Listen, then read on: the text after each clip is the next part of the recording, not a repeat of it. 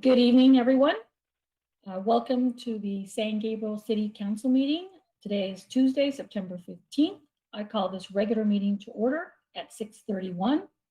Pledge of Allegiance will be led by Councilmember Harrington. Thank you, Mayor. Everyone please stand, place your right hand over your heart, face the nearest flag and repeat with me. I pledge allegiance to the flag, United States of America, and to the republic for which it stands, one nation, under God, indivisible, with liberty and justice for all. Thank you. Clerk, roll call, please. Mayor Menchaca, Here. Vice Mayor Liao, Here. Councilmember Ding, Here. Councilmember Harrington, Here. Councilmember Pu. Here. Okay, we will start with some announcements from our Chief City Clerk. Thank you, Mayor. Tonight's meeting is live streamed on Cable Channel 3 and our online platforms. Please email all public comments to cityclerk@sgch.org no later than the time the item is considered by the council tonight. Comments will be read for up to 3 minutes each. Comments received after the end of the public comment section will be forwarded to the City Council after the meeting. If you wish to be added to the distribution list to receive City Council agendas, please email your request to cityclerk@sgch.org. Okay. So the approval of the agenda order, our Chief City Clerk has an announcement to make. Madam Mayor, staff requests that item 4D, approval of vehicles to be purchased through lease purchase program, be pulled from tonight's agenda to be considered at the next regular meeting instead, as an attachment to the item was inadvertently left out. Thank you. Okay, is there a motion to approve the agenda order as amended to remove item 4D? Motion to move. Okay. I'll second. Okay, Assistant City Clerk Bonus, please take the vote. Councilmember Dean, Aye. Councilmember Harrington, Aye. Councilmember Pu, Aye. Vice Mayor Liao, Aye. Mayor Menchaca. Aye. Motion passes by a vote of 5-0. Okay. Next item, presentations. COVID-19 briefings. Presentations will be made by Fire Chief Wallace and Police Chief Harris. Chief Wallace, would you like to begin? Good evening, Madam Mayor, Mr. Vice Mayor, and members of council. It's Steve Wallace, Fire Chief for the City of San Gabriel, and I'll have a brief update on the COVID situation in the county and in the city tonight. Overall, we're pleased to see a trend down in all of the indicators such as hospitalization rates, positive test rates, and death rates. Within the City of San Gabriel, since our last meeting and our last report, we've had an increase of 38 confirmed cases to now a total of 616. And our death rate hasn't changed. We're still holding at 58, which is great news. Our skilled nursing facilities remain stable. Their patient census is holding around 52 as an average. There are some that are higher with a higher bed capacity, but 52 across all the facilities in the city is the average. They are reporting good PPE stocks lasting out to over 15 days.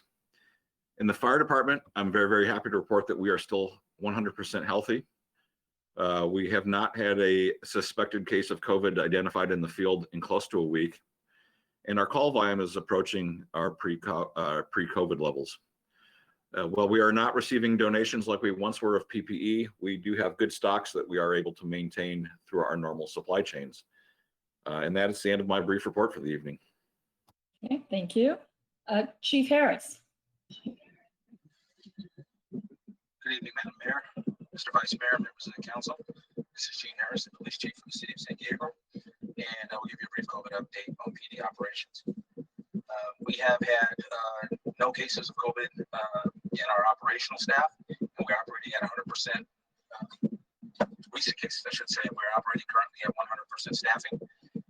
We are still experiencing a wealth of stores, although we have, like the fire department, not gotten many donations. In the recent past, we still have a robust surplus of some of the basic needs. So that is a good thing for us. We are still ensuring that our personnel are servicing this community while observing all of the orders, the health department orders, and making sure that we are observing any of the local ordinances that deal with PPE and social distancing. We are also working in conjunction with other departments to ensure we are informing people in the community. As sometimes as this thing goes on, we kind of get a little lax. We try to keep that thing tightened up, and we are certainly gaining that voluntary compliance from members of the community. So we want to let the community know we appreciate that. But we've worked to put signs and certainly make contact with folks and remind them that the health orders are still in place. We've had no significant crime increases related to COVID since the last report. And we are continuing to take care of the business of taking care of the business. And once this is done, I will take any questions that see that my report. Okay, thank you, Chief. Is there any questions from council? Madam Mayor, I just have a question for Chief Wallace. Okay, I guess during this Labor Day weekend, I don't know, we have collect any information about the surge, because, over a long weekend, you usually have so many people that are getting together and you see more cases spiked during those 3 days. But however, I think maybe in our area, I don't know if this is true or not, because because the wildfire and a lot of people that they have to wear masks when they go out, or when they have a gathering. So maybe that's the reason that we don't see any new cases. Is that well, what do you think about this case? I think that's a great question, and you bring up some very, very interesting and valid points. It's probably still a little bit early to look at any trends from that weekend. We basically have to give it to about 14 days out before the trends can really be recorded. The trends in the county are all headed downward, which is really good, and we hope it stays that way. With regard to the wildfires and the masks, it could very well be an inadvertent positive consequence of all the smoke, that when people are going outside, they are wearing masks. I mean, we're hearing a lot of messaging, and we're passing on messaging to deal with the smoke, to either stay inside, stay indoors with your windows closed, or if you're going outside, to wear the N95 mask to help block the particulates. So again, an inadvertent, unintended result of all the smoke in the area could be more compliance with the masks. I also do think that people are being more compliant, and just they're getting the message, and it's becoming more of a normal part of life now. Okay, any other council members that may have some questions? Yeah, I see none. Next item, please. Public comment. This is the time set aside for members of the public to address the City Council on items of interest that are not on the agenda but are within the subject matter jurisdiction of the San Gabriel City Council. And Madam Mayor, I have 6 comments this evening.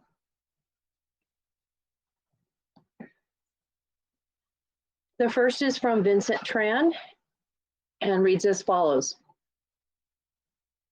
Honorable Mayor, City Council members, city staff, and fellow citizens. Lately, there were many rallies organized by residents throughout California to oppose Proposition 16. Civil rights activists, law professors, elected officials, students, and parents all spoke passionately against Prop 16 in those rallies. Why was that? I learned that Prop 16 was proposed by the State Assemblywoman Shirley Weber, aiming to repeal Prop 209, part of California Constitution, which clearly prohibits the state from discriminating against or granting preferential treatment to any individual or group on the basis of race, sex, color, ethnicity, or national origin in the operation of public employment, public education, or public contracting. Yet the state wants to repeal it.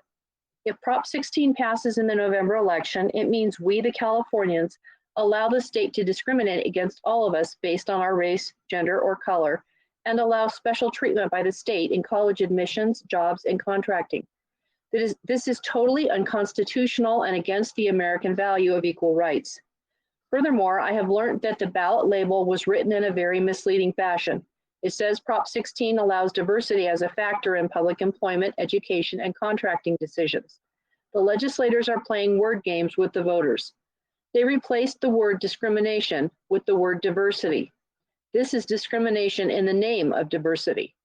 Let's all not be misled by the ballot label. We should all say no to discrimination, and most of all, discrimination from the state level. Please vote no on Prop 16 in November, a concerned resident.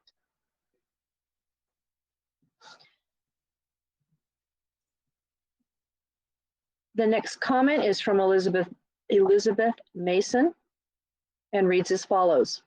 Dear City Council members, city staff, and fellow residents, as the election season is coming up, I would like to draw your attention to Prop 16, which is about government preferences. The California Constitution says, A, the state shall not discriminate against or grant preferential treatment to any individual or group on the basis of race, sex, color, ethnicity, or national origin in the operation of public employment, public education, or public contracting. Proposition 16 will strike out and eliminate this language from the California Constitution. No substitute is provided. However, the summary being put forth to voters is this: allows diversity as a factor in public employment, education, and contracting decisions. Legislative constitutional amendment. If diversity is the goal, according to the summary, why eliminate the Constitution that says you cannot benefit one race or gender over another? Why not propose a proposition that says it? If you specifically benefit one race, gender over another, isn't that discrimination? Some people say that this proposition will hurt one or two races specifically because of their higher performances in college admissions, which I don't agree. In the long run, it hurts everyone, and it hurts our state because Prop 16 will eliminate equal opportunity and fair competition, which made California one of the most prosperous and diversified states in the whole country. Therefore, please take the time to read everything this year and be an informed voter. I also urge the City Council to take a position to oppose Prop 16. Prop 16 will legalize discrimination and waste taxpayer money to fund the bureaucracy. Our city doesn't need it. California doesn't need it. And it's signed a concerned resident.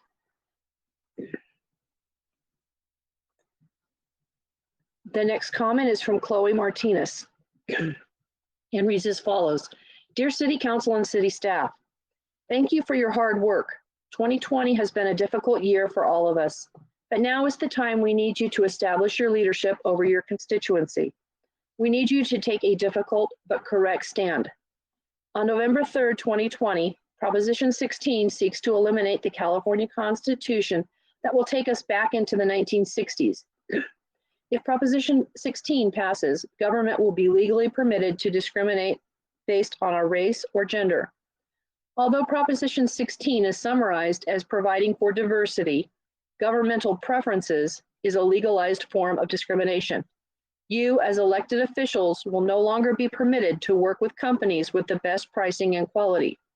You will be forced to work with whatever or whoever the state requires you to based on a preference, which is ambiguous on its face. You will be facing fiscal impact that's caused by less open competitions. Further, your residents will be impacted. You will need to explain to certain races and genders that they get a minus, not based on their merit, but merely because they were born into the wrong race or gender. That's why, as a resident and constituent, I'm requesting you to a public stand against Proposition 16. Join hundreds of politicians, civil rights leaders, parents, and children to oppose Proposition 16. And then a link is provided. The next comment is from Gilbert Magana and reads as follows. Good evening, council members Menchaca, Pu, Ding, Harrington, and Liao. My name is Gilbert Magana, and I am the president of the San Gabriel Police Officers Association, POA. I am submitting this comment in support of my brothers and sisters of the San Gabriel POA who put on the uniform each and every day with the mission of keeping the citizens of San Gabriel safe. The death of George Floyd is a tragedy, and it has divided us as a nation. The police in San Gabriel, however, are not the problem, and I feel that they are not being supported by the council's current actions, who on June 10, 2020, adopted resolution number 20-31, the George Floyd Proclamation, and who on August 8th, 2020, voted to move forward with the creation of the HERE Commission. The potential issues of systemic racism and police brutality around the country being covered by the BLM movement are non-existent in San Gabriel. For example, in 2019, the San Gabriel Police Department received approximately 22,800 calls for service, and force was used in less than 1%. Furthermore, the information being disseminated to the San Gabriel community about the San Gabriel Police Department and its approach to crime in the city is not accurately represented.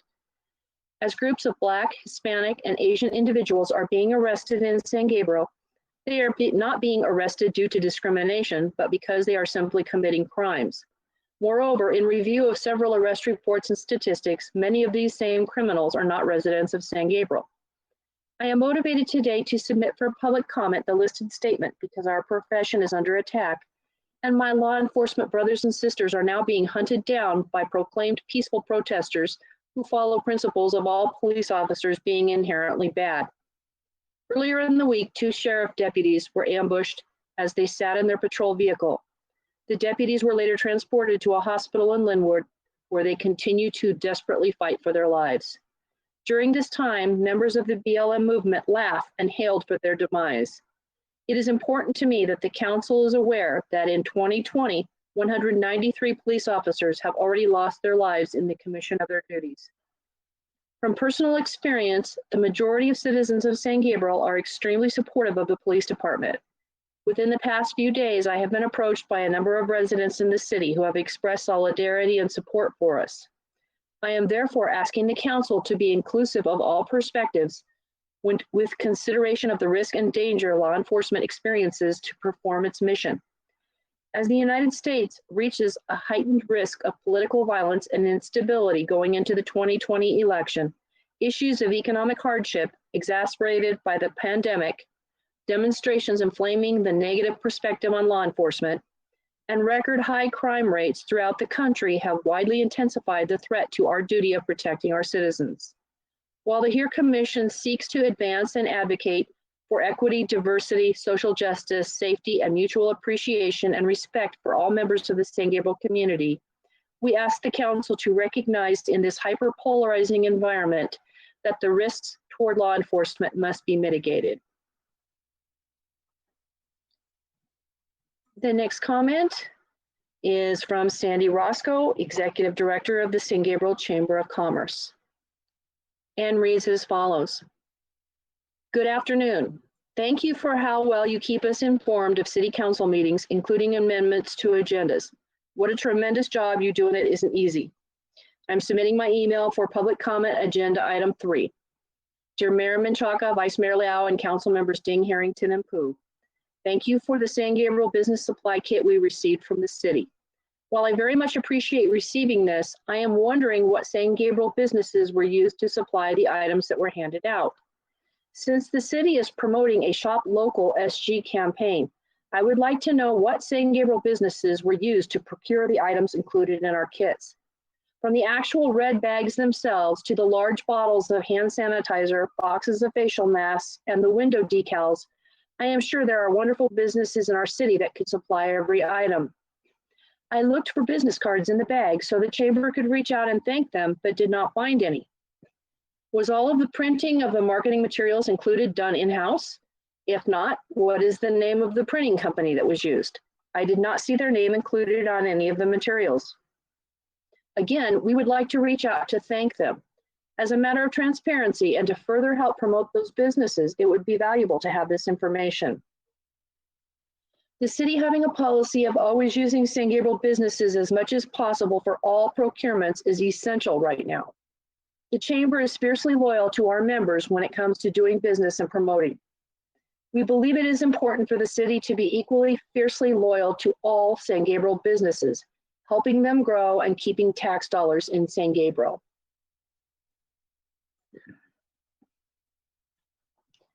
And the last comment for general public comment is from Richard Valenzuela, Jr., MBA, and reads as follows. Good evening, Mayor Menchaca and City Council. Recent city council meetings have, in my opinion, verified to me that the interest of the city of San Gabriel residents and businesses are not the real intent of the majority of the sitting city council. The position taken with the San Gabriel Humane Society and the recent position taken regarding the San Gabriel Chamber of Commerce clearly defines a lack of real interest other than self-dealing and political positioning. In the 6 years I was on the San Gabriel Chamber of Commerce Board of Directors, 4 of which I was treasurer and 1 year as vice president, the City of San Gabriel staff and city council were always welcome to attend our board meetings. The monthly financials were always reported in detail with any questions raised either addressed then or in the next meeting. I recall that the only time questions were raised and concerns given were when the city funding was on the budget agenda by the city council. I've always advocated that the San Gabriel Chamber of Commerce needed to move away from any city funding sources and be independent. The last meeting clearly supports my position. If I were still on the board of directors, I would not vote to have the type of agreement proposed by the city imposed on the Chamber of Commerce. And I hope that the San Gabriel Chamber of Commerce Board of Directors rejects this divisive type of agreement. Since all new businesses apply for membership in the Chamber of Commerce, again, if I were on the San Gabriel Chamber of Commerce Board of Directors, I would not vote to admit the city of San Gabriel as a member at this time due to the city council position and false statements made in the last city council meeting. For those who claim that transparency is important, you need to look at yourself in the mirror and ask and answer why you are trying to divide our city through demographic separation of businesses based on spinning assumptions and lack of real facts. Since the San Gabriel Chamber of Commerce is a 501c6 organization, I would support any candidate supported by the chamber, and I look forward to providing support for future city council candidates who actually support and have a true interest in the residents and businesses of the city of San Gabriel and do not carry a self-dealing political agenda. How many local businesses has the city of San Gabriel actually contracted for services and products on a consistent basis? How many local businesses have had the opportunity to bid on contracts? How many of the city council actually shop and use services of the businesses in San Gabriel? And Madam Mayor, that concludes the comments. Thank you. Next item, please.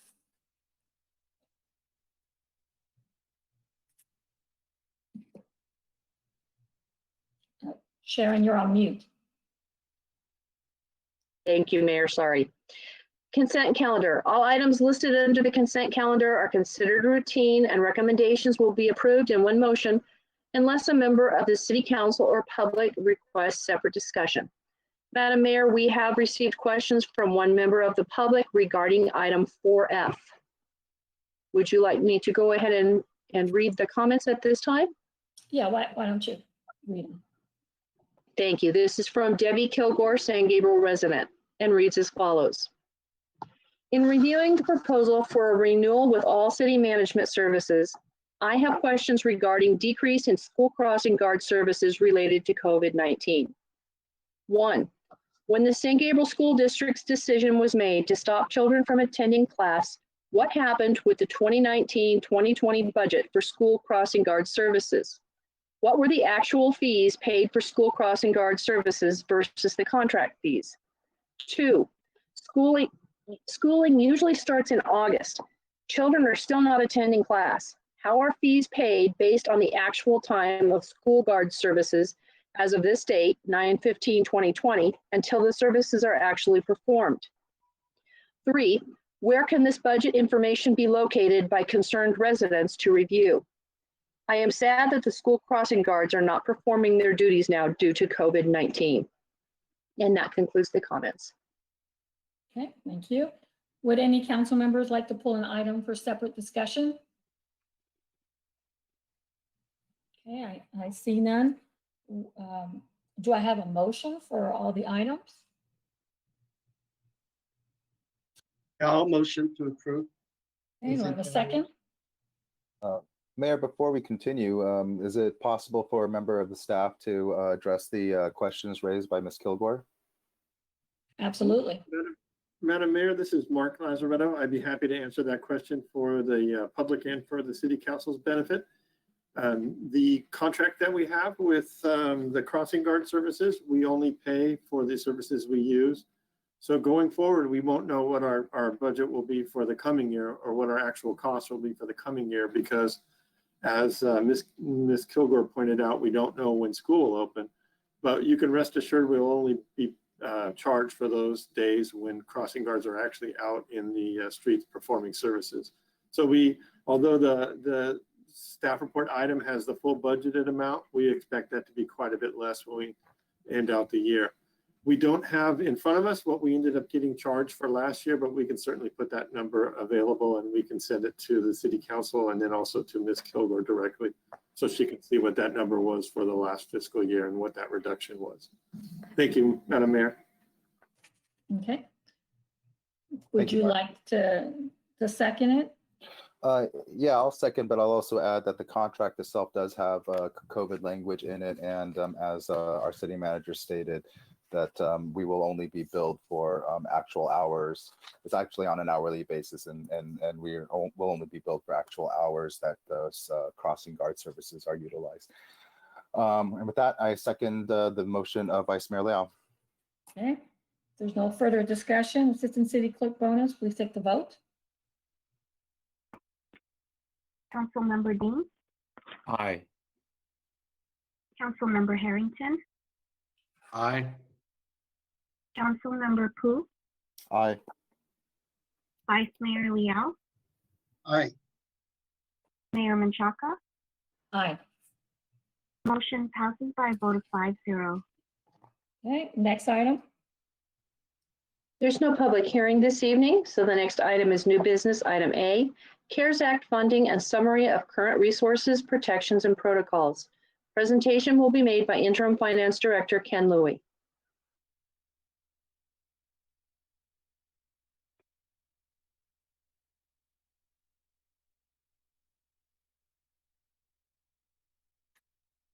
Good evening, Honorable Mayor and City Council. This is Nika Megardician, Economic Development Manager. This is a joint and very much a team effort. So I'll get us started tonight on this presentation. The CARES Act established a $150 billion coronavirus relief fund to provide payments to state and local entities following guidelines to receive and expend the funds. The state of California allocated funds to each city based on population, and as such, the city of San Gabriel is to receive $495,000 through this effort. Next slide, please. On September 1st, 2020, City Council heard a presentation by staff on a number of options and projects to be considered for funding and directed staff to allocate $50,000 to upgrade the city's phone system, $40,000 to continue funding the senior meals program, and the remainder of the funding was to be slated for a combination of housing and business grants to be dispersed in the community for direct relief of the impacts of COVID-19. Following the September 1st council meeting, the City Council subcommittee focused on business outreach met and further provided some direction to staff. Next slide, please. In addition to the CARES Act funding, the city has received $186,148 in Community Development Block Grant CDBG CARES Act funding, which per council's direction and under the umbrella of the city's 10-point plan for recovery, resiliency, and reinvestment was allocated as follows. $50,148 towards the senior meals program, $66,000 towards the housing relief program, a $66 one-time grants of $1,000 for qualified households to be paid to the landlord or mortgage holder, and $70,000 towards the small business grant program, 28 one-time grants of $2,500 for qualified businesses that serve low mod income residents. The housing relief grant program received 79 applications, 17 of which were located in the unincorporated Los Angeles County area. The guidelines for this program stated that it is available to San Gabriel residents, and as such, 58 pre-screened applicants must qualify to receive the grants, and staff is working on qualifying them. On the business grant side, we received 459 applications, With the current funding, we are able to process 28 pre-screened applications to qualify to ensure that they are qualified to receive this grant. From the information staff can glean through administering the program so far, the reason for the low interest in housing relief program that we can gather is that the funds will directly benefit the landlord or mortgage holder by way of a partial payment of the applicant's past due rent or mortgage, and the funds will not be made available directly to the applicant. Next slide, please. Considering the level of interest from the community for the CDBG funded grant programs and following the September 1st City Council meeting, the ad hoc subcommittee met on September 4th and recommended that we allocate up to $13,000 to potentially fund all of the housing relief program applicants and up to $157,000 for 62 additional $2,500 grants through the small business program. After we verified with the city attorney's office the residency requirement, the existing $66,000 in CDBG funding will suffice to fund all qualified applicants. And as such, part of the recommendation, staff's recommendation to council tonight is that you take action to allocate any remaining funds from the CDBG program, the CDBG housing program, to the CDBG small business grant program. Assuming council approves additional funding through the non-CDBG CARES Act funding tonight to additional business grants, staff is prepared to accept applications for the additional grant program from October 1st to October 30th. Businesses that did not apply to the CDBG funded program because they did not meet the low mod service criteria can apply for these funds. And businesses that already applied but were not chosen in the CDBG funds will automatically be rolled over into the applicant pool for the new grant.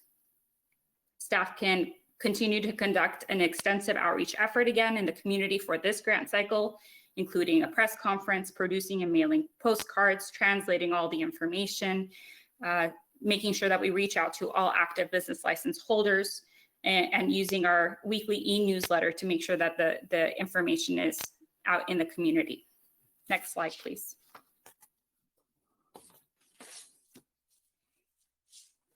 Last week, as staff was preparing the item, and as you read this lengthy item, you'll see that it starts looking more like a research project than a staff report. It's because there's just so much information out there. We did receive an inquiry from a member of council to look into and provide an update on current resources, protections, and protocols so that council may consider what is available and relevant to our residents and businesses. There's a lot of programs out there. There's a lot of information out there at the local, county, state, and federal levels. And so we really did a deep dive and provided that in the staff report and attachments to you today, including links so that members of the public will be sure to know where to get the correct information and most up-to-date information. We've provided an update on the stimulus package and unemployment insurance and what's to come, the current eviction moratorium that our residents and commercial tenants are covered under, and the LA County business and school reopening protocols. Next slide, please. Under the stimulus package and unemployment insurance, you'll see that the $2 trillion in relief package for individual stimulus checks and business funding through the PPP and government assistance is listed. The federal pandemic unemployment compensation program had expanded unemployment benefits to folks that didn't normally qualify. It provided a 13-week benefit extension and provided an additional $600 stimulus payment, which has expired as of the end of July. Currently, the state's EDD, Employment Development Department, is working on processing the Lost Wages Assistance Program starting September 7th, 2020, which provides an additional $300 a week payment to people receiving unemployment benefits who meet certain requirements and will be retroactive to July 31st, although there is a set amount that this additional payment does expire when the funds expire. Next slide, please. Under the eviction moratorium information, Moratoriums exist at the LA County level, state of California, and federal levels, but please note that the Los Angeles County moratorium is the one that applies to San Gabriel residents and businesses.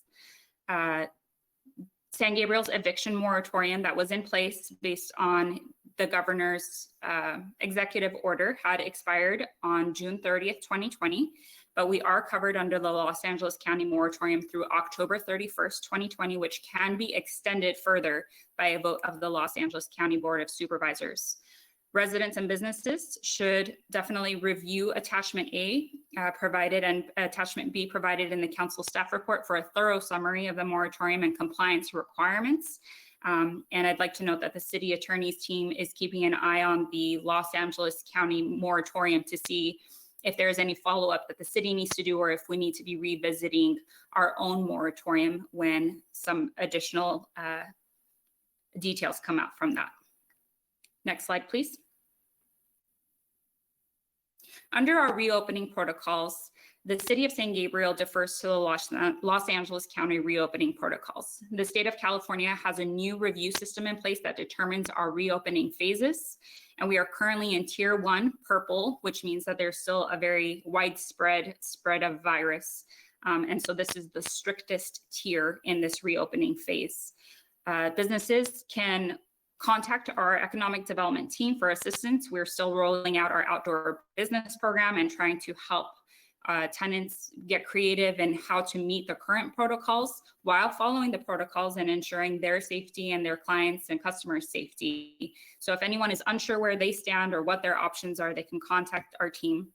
And the current Los Angeles County protocols and guidelines, as well as a list of what is open currently, can be found at that link, which is also provided in the staff report. Next slide, please. Under the business reopening protocols currently in Los Angeles County, bars and breweries remain closed. If they have an on-site restaurant or food use component, they are able to utilize outdoor dining or maximize the use of takeout and delivery services. Hair salons and barbershops can reopen indoors with a 25% capacity, but are recommended to accommodate as many services as possible outdoors. And again, restaurants can provide outdoor seating, but should encourage takeout and delivery service. Next slide, please. As for the school reopening protocols, as of September 14th, 2020, Los Angeles County K through 12 schools can offer certain in-school services for students with individualized education plans or as English learners or needing assessments or specialized services, with further restrictions that no more than 10% of the total student body can be on site, and that all the protocols and exposure management plan guidelines that are posted on the LA County website are adhered. And again, on school sites, they are promoting outdoor space use to slow the spread of the virus. Next slide, please. In the council item, you'll see that staff has included an alternative recommendation.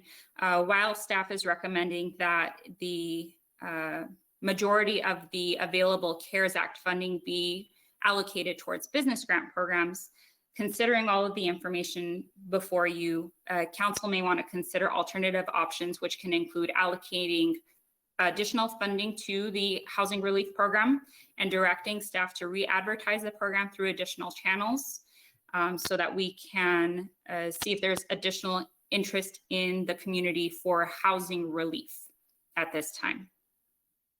Next slide, please.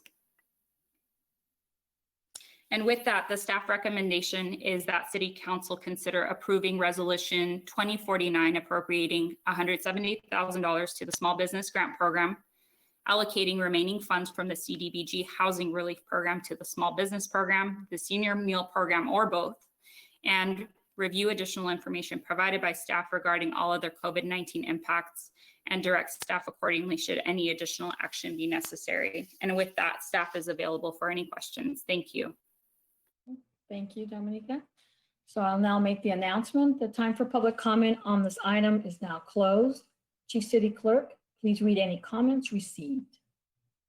Thank you, Madam Mayor. We do not have any public comments for this item. Okay, so we will now start with council deliberation and discussion. And I'll pass it along to our subcommittee if they would like to kick this off. Vice Mayor Lau or Councilmember Ding, would you like to? Well, I can pick it up from staff report. Yeah, this is Vice Mayor Chico Liao. Just to kind of answer Chamber of Commerce, questions. Yeah, everything is done by staff. We have donations from community people. They donate hand sanitizer, mask, and all these PPE, all free. From they're all donated. As a matter of fact, I'm expecting another 10,000 masks donated by the community people. So yeah, staff has been working very, very hard, because they have to pass out the postcards, let 1,500 businesses know that we have this $2,500 grants. And we did a drive-through first, we try to get everybody in to get that supply kit and also the postcard, how to apply. But we only got 300, it's not too bad. But the rest of them, we walk door to door.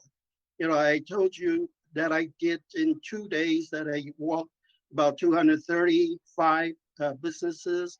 But, because it was very hot, it was under 104, 103 temperature at the time.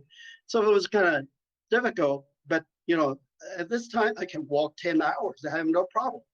We can knock on doors. We talk to the business owners, see what kind of help they expect from the city.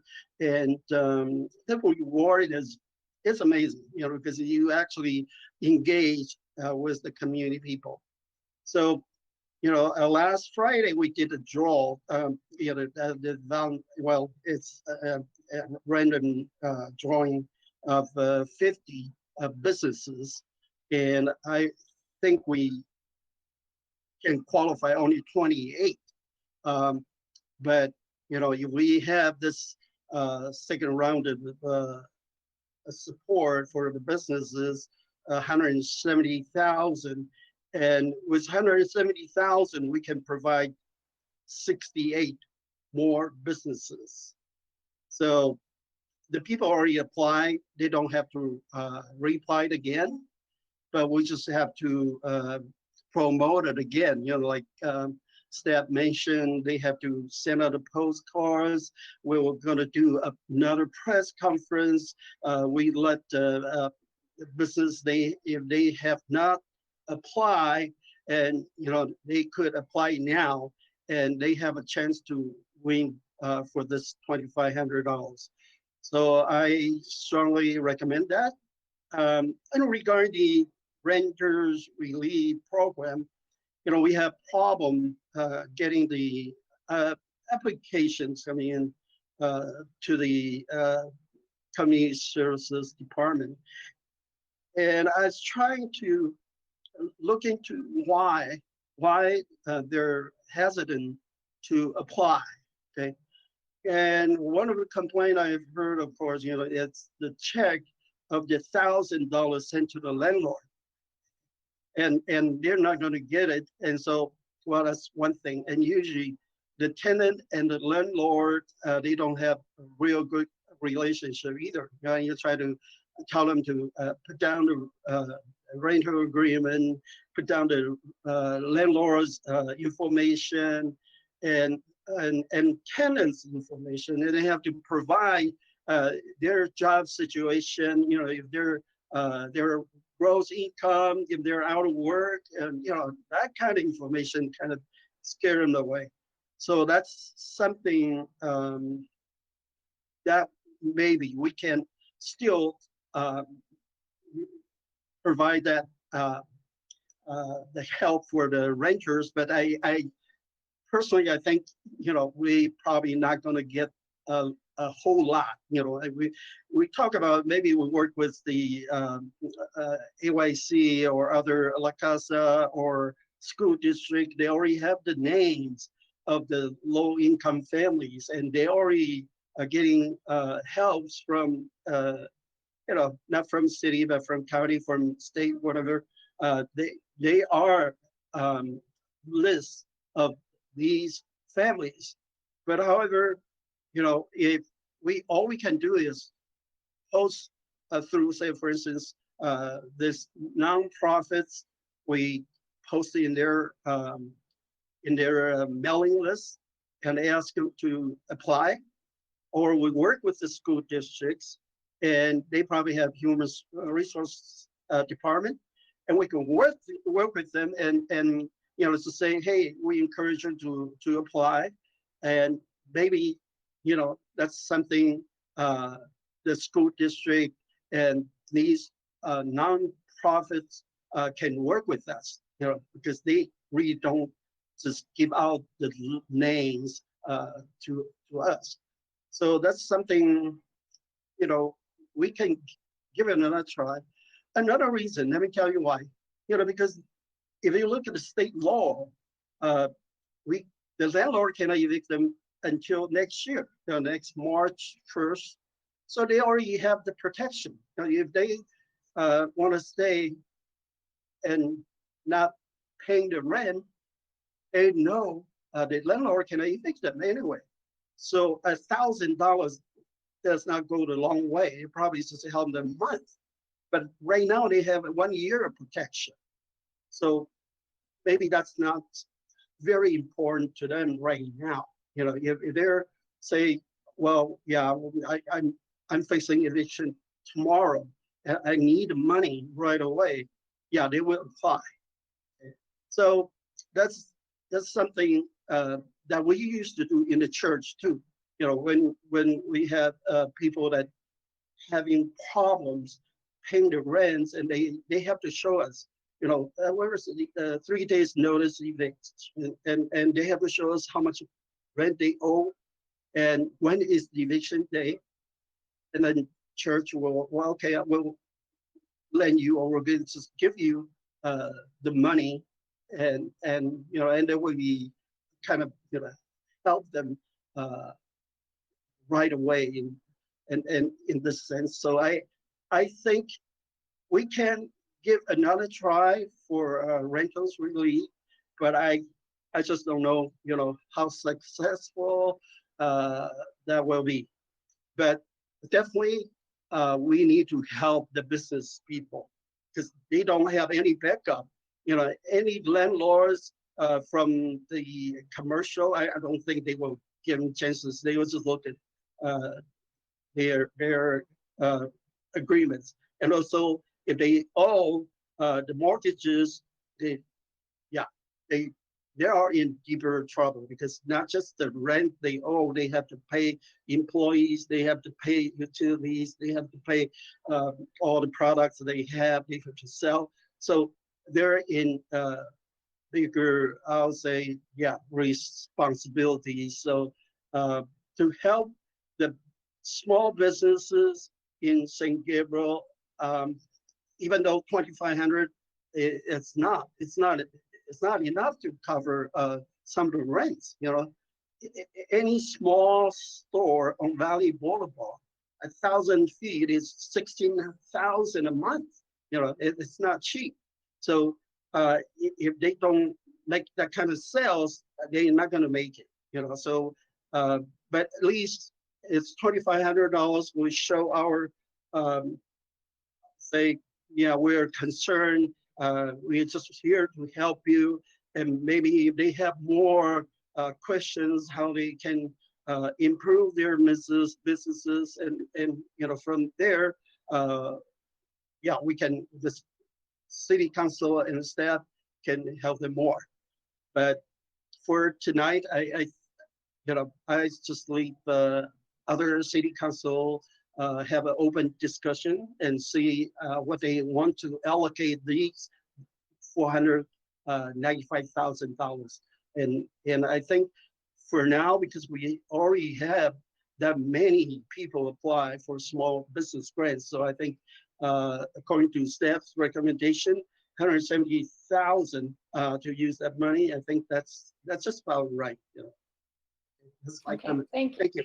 Thank you, Vice Mayor. I just want for the members of the public, if they have an opportunity to really read the staff report, because it's extremely thorough.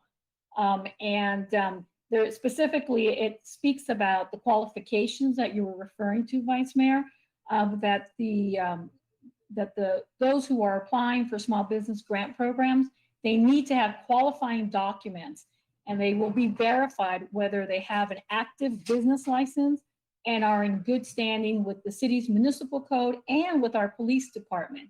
So I think it's it's important for the public to understand that there is a process involved for all the businesses when the monies are dispersed.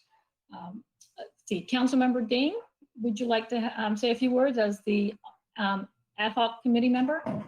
Yeah, okay. Thank you, Mayor. Yeah, okay. Thanks, Vice Mayor Liao. It's already do a lot of explanation. Yeah, thanks to our staff, the community development, they do the fantastic job. Actually, for the small business, the fund, okay, that's we have the almost 500 the applicant, right? The 400 something. So it's glad we get this care money because we not enough fund for the small business owner, okay, the 2,500. So that's why we have a new fund. We right now we suggesting the allocated just a part of that, just because we still have the long run for the rest of the house release or the senior meal. We will see when the pandemic will go through on. If it goes through faster, it's good. If we still continue it, maybe we still have some enough the fund to for the future distribute our community or business or house release or senior fund. Okay, so that's why right now we suggest the increase. This time it's 170,000. It's compared with the first one, the 28 business. Right now have the 68. It's double. It's more than double that. So I think it's really like a business owner should be happy. It should be, yeah. Also, we want to show the city to care our business, but care our business also care our community. Also, it's help our community even some senior people can a local got a to-go order from a restaurant or some daily living product they can purchase, right? So it's really help our little by little to recover from the pandemic. Okay, and for the home release, if we still have some quarter left, my suggestion maybe we still let the public know. Okay, cooperate with some non-profit organization or church or school district, and let the resident know that they still have a chance to apply. Okay, based on we only have 58, so that's meaning we still have the applicant can qualify. But if we really response is good, maybe we can. I suggest the city council resident. Maybe we can suggest we have the more fund for the house release. Yeah. Okay. And yeah. So still for our business owner, it's more broader condition to applicant, so we still can continue Vice Mayor Liao say we still have a new press conference and outreach to door to door. The staff member, me and Ching Ho still can walk on our business, and I when I walk, it's it's very important. We have chance for myself to communicate with our business owner, to learning from them how it's a pandemic effect to them, how it's this 2,500 for them, it's really help.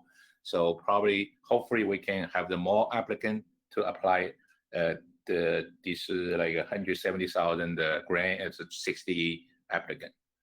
Yeah, okay, and yeah, that's my comments. Thanks, Mayor. Thank you, Councilmember Ding. Uh, Council members, any other comments? Sure. Councilmember Pu? Yes, thank you, Mayor. So I have a question for staff, which is that, we've already allocated, of the 495,000, we've allocated 50,000 for the phone system and 40,000 to fund the senior meals program through the end of the year. Is there any reason we can not simply hold the remaining 405,000 sort of in abeyance or in this general fund contingency account?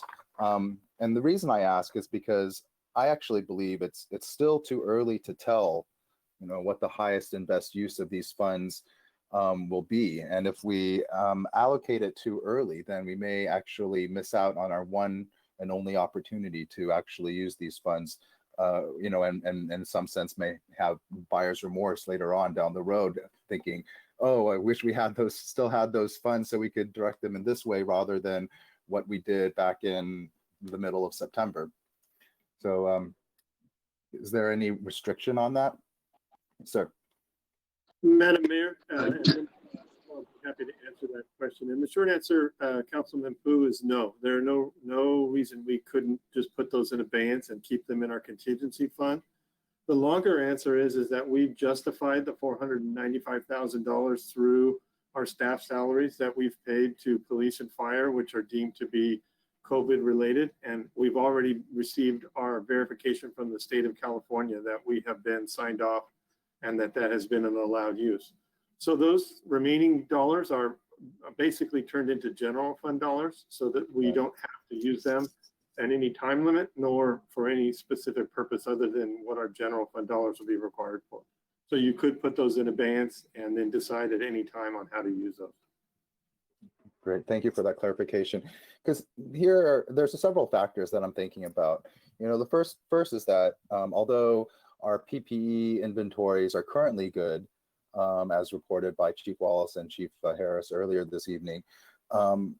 There could come a time when we will actually need those funds for such purposes, purchases rather, and then it would be a shame that we would have not. I guess all funds are fungible, but we could certainly use these funds as well as other general fund dollars, but it would seem to be, at least one other use of the funds that would actually be both for the protection of our employees and sort of, I think, in the wheelhouse of what these CARES Act funds were intended for. That's one. Second is, as I keep saying, I personally don't think that the full economic impacts of the pandemic have yet been felt by the country or by our local communities. And, just in sort of short analysis, currently the LA County eviction moratorium ends on October 31st. It is potentially, likely that it could be extended by the County Board of Supervisors. However, I think with the state law already passed that extends to January 31st of next year, I feel like they probably would try to bring it more in line with what the state rules are. And under the state rules for the extension to January 31st, tenants still need to pay 25% of their rent. And any back rent that has not been paid during this period of time is not waived. It still actually needs to be paid. Landlords and tenants are encouraged to come up with payment plans and so forth and so on. But you're going to have potentially tenants who are negatively financially impacted by COVID-19 with a huge mountain of back rent debt that they will have as the moratoria are lifted. So just because they're not necessarily facing eviction tomorrow doesn't mean that that's not still an area that could be of the greatest need, because I think that if we can help tenants stay in place and stay in their housing, not only is it obviously at least under our current situation beneficial in terms of helping to reduce the spread of the virus, but then it helps to reduce the burden overall on our resources, on our society, because if there are a lot of tenants who then end up not able to pay the back rent, not able to work out a repayment plan with their landlords, you know, and assuming that whatever form of eviction moratorium is in place, you know, does eventually end sometime, you know, let's say early 2021, we could still have a bunch, like a flood of people who could be facing homelessness, or at least just being, you know, kicked out of where they're currently staying in the very short term. And I feel like that is, I guess I feel like that is an even greater risk and greater economic threat to our community as a whole than even, you know, the sort of what we see now happening with our small business community. I guess another area that I would point to as well is simply, I guess simply that, you know, we do not yet even have a good sense of, I think, our business community and what the position is of a lot of the businesses that remain closed. I think that we do need to get our arms, start getting our arms around, of the storefronts that are still closed, how many of those businesses don't intend to come back at all? And how many of those businesses do intend to try to you know, reopen business once the situation is better as far as the virus goes, once the you know, orders are a little bit less strict, or, you know, allow for more reopening. And, you know, a lot of that is about us being able to understand, just for our 4 square miles in our local community, what is the damage in terms of business loss. And it's not going to be an exact science, but I think that it's something that's, I think we can at this point start getting our hands around. And I kind of say this also in a way to, I guess, point out that if a business is currently closed, but they meet all the other criteria in terms of having a business license and are in compliance with the code and are in good standing with the police department, I mean, could it just be an opportunity for a business owner to get an extra $2,500, but they're never ever, you know, anticipating to reopen in the location where they're currently at? Or, you know, I guess the question is whether or not those dollars are targeted enough to really assist the businesses, either, you know, that are currently open, or have a, you know, a bona fide intent to reopen. And because in those cases, yes, you know, I think a little bit of assistance could go a long way in terms of, you know, our small business, us as a city, then helping our small business community, and therefore our own local economic development efforts. But at this point, if it's just any business, then I fear, or I wonder whether or not that would be a potential area of abuse, so to speak. You see, Dom, you have your hand raised. Please respond if you'd like. Thank you, Councilman Pu. I do want to share with the council and with the public that while our initial application was very straightforward, and we do have a pre-screen just to make sure that the businesses that applied are in good standing, there is a very thorough check that we're going to do. We're going to be collecting qualifying documents. They need to show the need for the funding. They need to show the impact to either their number of employees or their inability to pay their rent. They need to share with us what it is that they're going to be doing with the funding, and also confirm with us that they do provide service to low mod service areas. So if you can think of a more nuts and bolts type thing versus what you could imagine, a restaurant, a dry cleaners, something that is a service more accessible to all of the city of San Gabriel. So there is a very thorough qualification process that we will be undergoing, and that the housing relief will be undergoing as well, to ensure that the funding goes to the appropriate people. Now, that is with the CDBG level funding. Right. If we were to allocate additional funding to fund additional business grants, we would be able to take out the low mod qualifier, but still go through a very vigorous and thorough background check, if you will, so that we can verify that the funding is going to the most appropriate. Great. So actually, yeah, I was going to mention, since those were, the current program is under CDBG, it has that low mod requirement, and these CARES Act funds do not have at least that same requirement.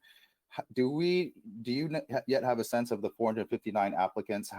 What percentage of those qualified under the CDBG criteria? Councilman Pu, we did not go through all 459 to pre-screen or to verify, because that would just be a huge undertaking and really push our timeline way back.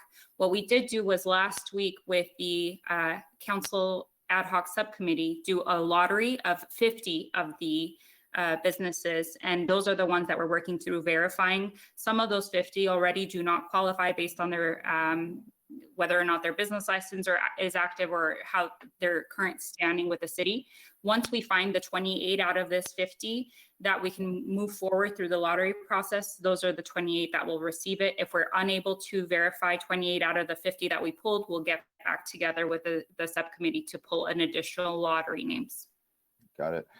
Okay, that sounds like a reasonable process. So part of the verification process is some sort of certification on the use of funds and the need for the use? Yes, very thorough. We actually have on the call with us Claudia Jellin, who has become our in-house CDBG expert, and just such a tremendous help to this effort, because CDBG has a very thorough compliance requirements.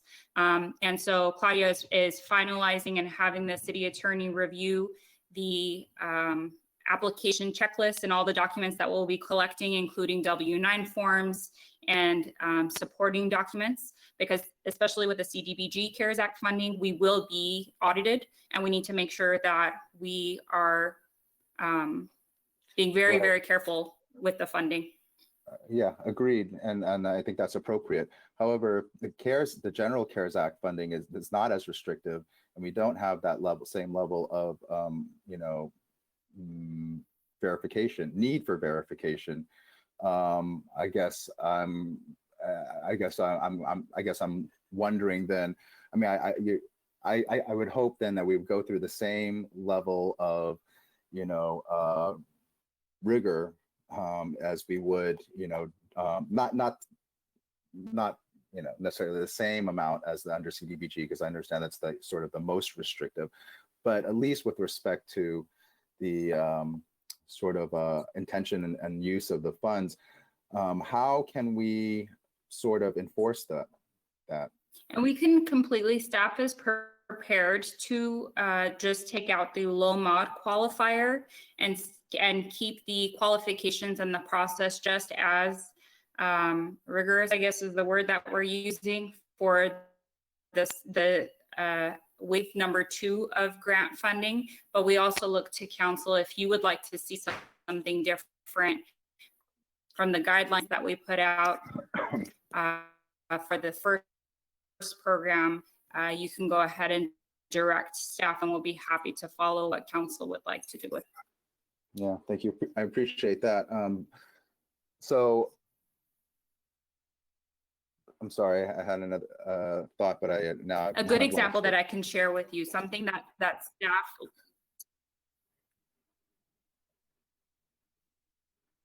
Hello? A good example that I can share with you that staff has learned through this process, this low mod qualifier, when we look at the many, almost 200 home occupancy businesses that we have in San Gabriel, some of them may not apply if they cannot verify that they provide low mod service. right? So maybe someone who is a home-based plumber might be able to be verified because they can substantiate with supporting documents that they do provide service to all sorts of, including low mod residents, but others that might be a home OC that do not provide services that are easily accessible by our low mod residents would not be able to be verified through the CDBG level of review. Right. I understand that, and you know, again, that's, you know, with respect to the CDBG funds. We're now talking about the General CARES Act funds, and so so those things that apply to CDBG don't apply, you know, to what we're talking about now. Now I recall my question, which is with respect to sort of enforcement or accountability. Is there any way we can ensure that? Yes, so part of the application form that Claudia has had LACTA review, which is our CDBG contractor, and the city attorney, they must attest and certify that all the information is correct. We can continue doing that with the second wave. So these are protocols that we can put in place for the second non-CDBG level of funding to ensure that we are receiving the most current and relevant and correct information, and they certify and attest to that fact when they submit that supporting documentation to us. Okay. Yes. Okay. But so you're saying it would still come down to self-certification. Hello? Yes, Councilmember Pooh. I'll step in. Dom, you're Yes. having some sound issues. I think what she's trying to say, Councilmember Pooh, is that although there is a little bit flexibility with the second wave of funding, our goal is to continue providing guidelines that still give us a comfort level that each award that we're granting still goes to a business that is in need. They provide adequate documentation. It may not have to be at the level that CDBG requires, but we certainly want to put in the level of work and time and effort with each qualified business to make sure that they indeed will be using the funds for purposes that they should be using it for, and we have enough documentation to be able to verify that. So we intend on doing the same level of due diligence, maybe just slightly different because they're not the same regulations as CDBG. Got it. Yeah. Okay. Thank you. All of that, I guess, this is just to go back to my original point, though. I still believe that we don't really yet know what the magnitude of the problem is, economically speaking, either with respect to our business community or with respect to our tenants and renters within the community. And that's why I think I think it's great that we've thought through all those issues, and that we, you know, if we were to implement a second tranche of business grants, that you know, we would have the same level of rigor, we have the same level of self-certification, the due diligence, all of those things I think are absolutely necessary. And I think staff are going through all that process currently with the CDBG funds. But that, you know, I still think that it's a little too early for us to tell whether or not that's the best way for us to use those funds. And we really only have, it's actually a small pot of funds, you know, this $405,000 in order to be able to utilize in, you know, COVID relief efforts. So my own personal preference would be to put the entire $405,000 remaining into the contingency fund, so that as we have a better grasp of what the highest and best use of these funds would be, and we have, you know, good systems in place. Or to be honest with you, I feel like since we haven't even actually awarded the small business grants, we haven't gone through that vetting process with the 50 or so businesses that were drawn via the lottery. I guess Dom mentioned that we've already identified some that don't qualify. That was also true with the pool of applicants under the housing relief, you know, grants. That, in other words, I feel like we should at least get through the entire process on these first tranche of housing relief and small business grants before we jump the gun. There's no need to sort of be so quick to allocate the funds and see if we can't, because within the next month or so, we may learn other things that, other ways in which we could better tailor or better target the funds, even if they are in the form of small business grants, or even if they are in the form of housing relief grants. And to me, it doesn't make sense to need to allocate it at this particular moment in time, when I believe we probably will get better clarity, I guess, as to the not only the how well the current programs we've implemented are working, and also, the benefit that these programs that we've implemented, the benefit that these programs are actually providing within the community, as well as, where the greatest need will be. That would be my position. Thank you. Thank you, Councilmember Fu. Councilmember Harrington.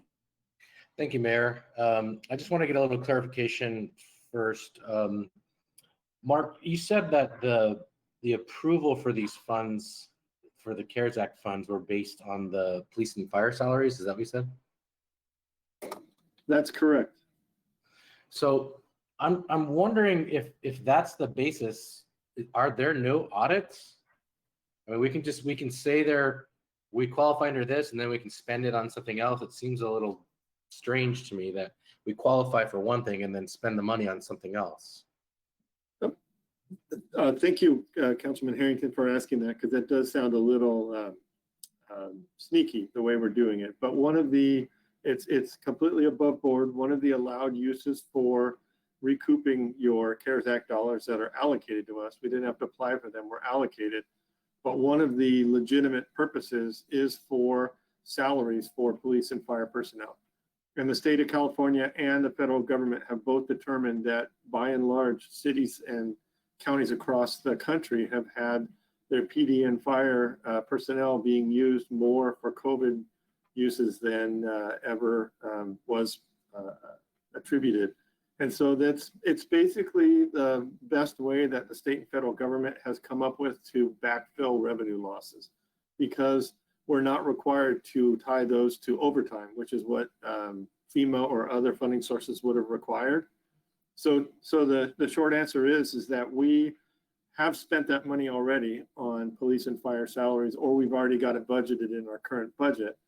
And we've got that already sent to the state with our payroll records of what we've spent through from the March of when this all started through September 20th, which is the date that this first round cuts off. And we've already justified that with more than $495,000 worth of police and fire salaries. So although we're talking about this as CARES Act funds, we've already recouped our CARES Act funds. And so this is really general fund money that we have taken and used, because we've replaced that with CARES Act funding. So it sounds a little sneaky, but it is not. And that's one of the design purposes of this. It gives us some more flexibility. Because I think my concern is we already have a deficit. And if we allocate the money right now, I mean, that doesn't mean we have to spend it, but it really is an intention of where we're going to put this money. And I think we don't know what's going to happen in the next few months, 6 months, 8 months. If the governor keeps us locked down and we never, right now the criteria is 1 case per 100,000 people before you can move up. Or that honestly, I don't, with a vaccine that's potentially 50% effective, maybe 60 at best. I mean, you're cutting from, you're going to have 1 case per 100,000. I'm sorry, you're never going to open if we keep the same criteria. So when our revenue goes down because our businesses are closed, what are we going to do? I mean, right now restaurants are closing. The ones that do have delivery, I'm sure are just treading water. When our tax revenue goes down on sales tax, we aren't going to have this money to allocate to businesses. So yeah, right now we could say, hey, businesses, we're going to give you this money, but 6 months from now, it may be our police and fire that actually need it. It may be our staff that if the city wants to stay open. So I'm concerned with allocating the money right now. It just seems to me a little premature. We already had it set up through CDBG. We promised, I mean, we've told our businesses that we're going to help them. We said how much, and now we're adding to it. And I think that's jumping the gun a bit. Maybe not the whole 170, but maybe some of it we give towards the business program. But I just think we need to be very prudent here. Nobody knows what's happening in the next week, not much less 6 months. Some people are talking going well into 2021, which with the current standards, I could see that happening. Unless something changes that the criteria are changed and we do allow businesses to start opening. So I just have a little reticence of doing that. I really think that we need to kind of tap the brakes. And I know there's a lot of interest from our business community because they're suffering, but it's the state on the one hand that's keeping them closed, and then it's the state on the other hand that's giving us like 1% of the money they need to stay open. I mean, yes, it's 170,000, but that, I mean, I want to know how much our businesses spend in one day staying open. It's probably all of our businesses in the millions a day. So this is literally a drop in the bucket. It's a great gesture, but at the same time, we need to think about keeping the city operating as well. That's our main function as city council, is keeping the city going. And it sounds nice to be able to allocate money towards businesses, but that's not our primary role. Our primary role is providing government services to the residents. And I realize that doesn't happen without businesses because that's where the bulk of our sales tax come from, or the businesses. But I would err on the side of not funding it all right now and leaving something in reserve for the next few months. We can decide on spending it. So that's kind of where my position is on this. Great, thank you, Councilmember Harrington. Yeah, I believe there is something on here in reserve, but I am tending to also lean towards being a little bit more conservative. We are scheduled to have a full presentation of our budget for next month, where we'll see where we actually ended up for last year's fiscal year, and then where we're ending up for our first quarter. So I think we should at least wait for that presentation, October 6th, see where we're at. But I too feel like it's going to be a long stretch, financial stretch. It's going to be unpredictable. The standards keep changing. But what I do know, at least in the state of California, LA County is staying closed more than any other county for a variety of reasons. And so we do need to be prepared.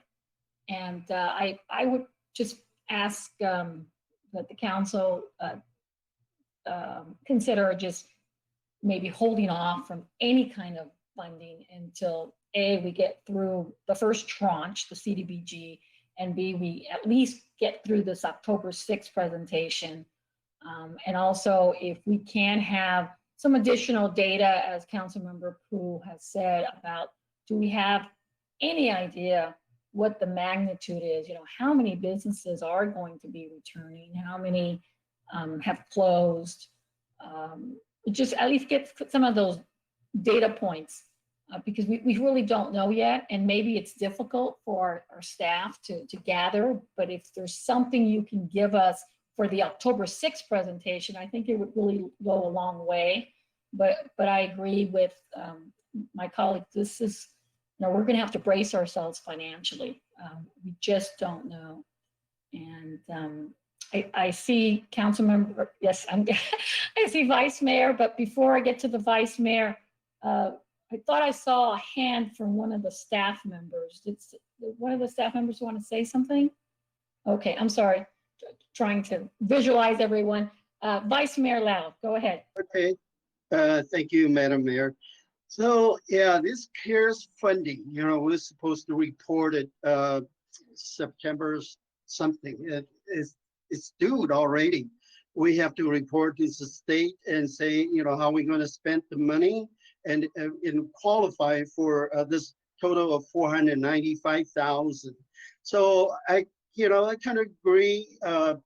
We don't know, because 495,000 is not a big number. That's not a big number at all. So we already agreed to use 50,000 for telephone systems in the city hall, 40,000 for the seniors meal. And then, according to staff report, is 170,000 for business grants, and then $152,472 for future emergency. That's what Councilman Pooh and Harrington talking about, reserve for the future raining day. Okay, so yeah, let me tell you, because 152 doesn't go a long way, but if we want to help the people need the money right now, I would say the small businesses, because they cannot waive their rental fee, because they usually sign 5 years rent agreement, and even they are not open, they still have to pay the rent, and some of them still have to keep their employees because they got their PPP, and so they have to keep employees in place. And even though they're not making any money at all, still they have to pay out all these expenses. So these small business owners, they definitely need help right now. It's not 6 months later, it's now, okay? Regardless if they're open or not. And how we can help them, actually, we just show our gesture. We are here to help. Again, every case is different. So, we're not we cannot really say, well, we're gonna help all of you, but in every case is different. Like I said, I know this lady, she might lose her house because she tied her house with the loan, okay? So many people need help right now. And we can continue with this small business grants. And I think this is very important to our community. We wanted to thrive, we wanted to survive first through the COVID-19, and maybe they can strive in the future, and they can contribute a lot of sales tax to our cities. So that's the reason that we put about 30%, okay, only 30% of this 495,000 into this small business grant, okay? The rest of them, let's just go to the city hall. So, and, I just have a concern with the state, regulation. If you don't do it and don't report it now, I don't know what's the penalty, because we already received the funding anyway, so. Well, why don't we allow our city manager to remind us about the fact that you've already done the reporting, but go ahead, Mark. Thank you, Madam Mayor, members of the council. Yes, we have already done our reporting. We have sent it off to the state, and we did it before the deadline. And the state has responded, and we have a written confirmation from them that we have received our approval for the funding the way we allocated it. And that is for payroll expenses for police and fire. The reason we did that was not only because of what I said a little while ago, but it's easier for us to track those expenses and document those. We already have payroll records that we keep on file for a period of time. And so audits or anything else, we will just have to provide those documents. Whether we use them and allocate them and keep them in abeyance now, or whether we do them for something else, those funds are not going to be audited by the state of California. Thank you. Okay. So anyway, I just want to move the, the staff recommendation. So the resolution number 20-49, and I'll motion that. If there's a second, and we'll go from there. Okay, is there a second? I second. Okay. Any further discussion? Okay, Yeah. Yeah. So For, Oh, for my understanding, okay. Councilmember Ding, yes, would you like Yeah, to I say want to something? clear, okay, for my, when I, okay, I know that some, last meeting, the some council members already say that should be allocated like 150,000 for the small business grant too. But when we talk to the city staff, so city staff gave us some suggestion, like 1/3 to for the small business. We think that's more reasonable. We actually, it's same thing that I think the rest of us council member consideration. I consider too. So that's why we have some reserve fund for the future. Maybe we need to use for our city. Okay, like city manager Mark say, okay, it's for our police, or like some like home release or senior meal. We have some still have reserve fund too for them. So sounds like it's reasonable, and also for the small business, they are I think as a restaurant, they generate some sales tax, the revenue for our city.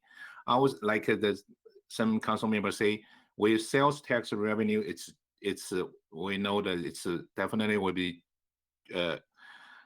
reduced on the because of COVID-19. So that's why we need a small business this release fund to help our small business, especially like they make some our revenue for our city. So we need the revenue. Sometimes you cannot say, hey, you don't put something, how do you get this something, right?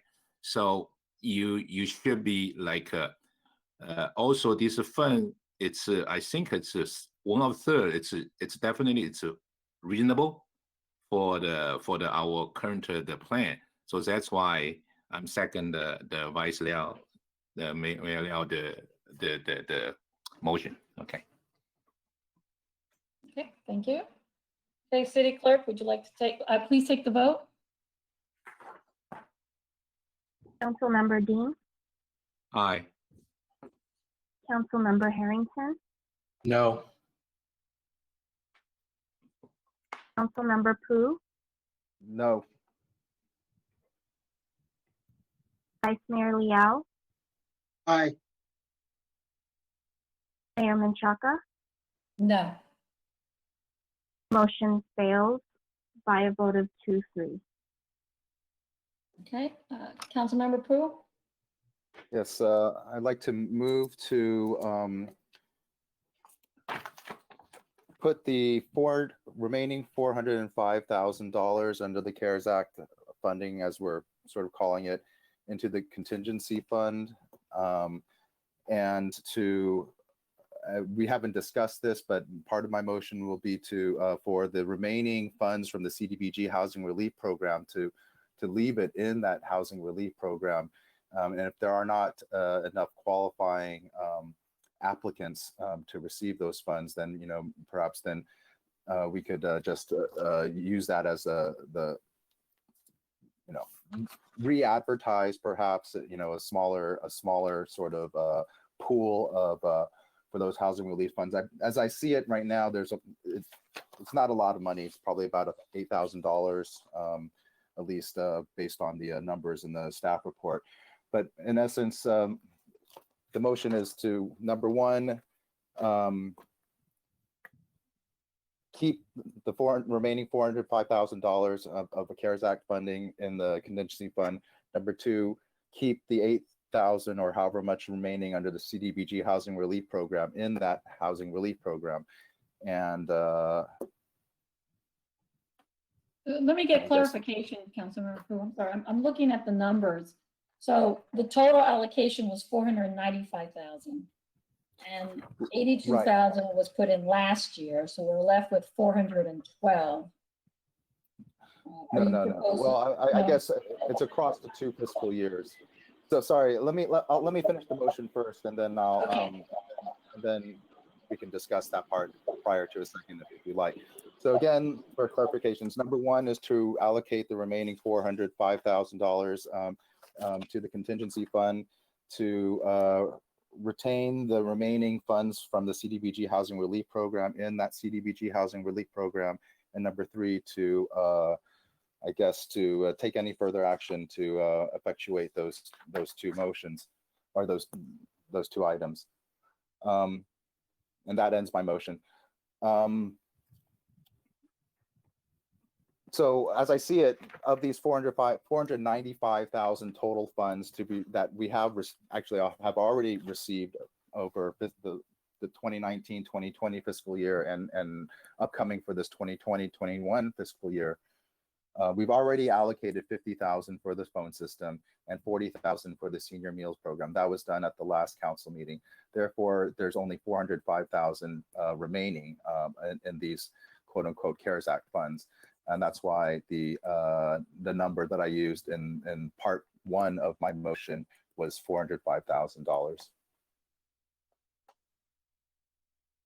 Okay, thank you for that. And then I'm sorry, could you just clarify the second part of your motion? I understand the 405,000, and then you said two items. What was that again? The second part, because there is so I'll read from the staff report.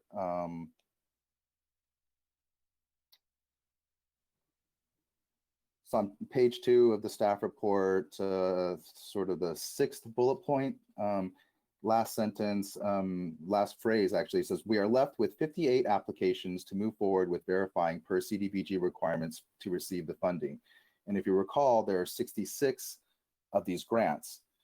Therefore, there's only 58 potential awardees of these grants, and we have 66 spots. Therefore, you know, we will have at least $8,000 remaining in that CDBG housing relief fund, and therefore, I guess, and I'm sure some of the 58 will not qualify as well.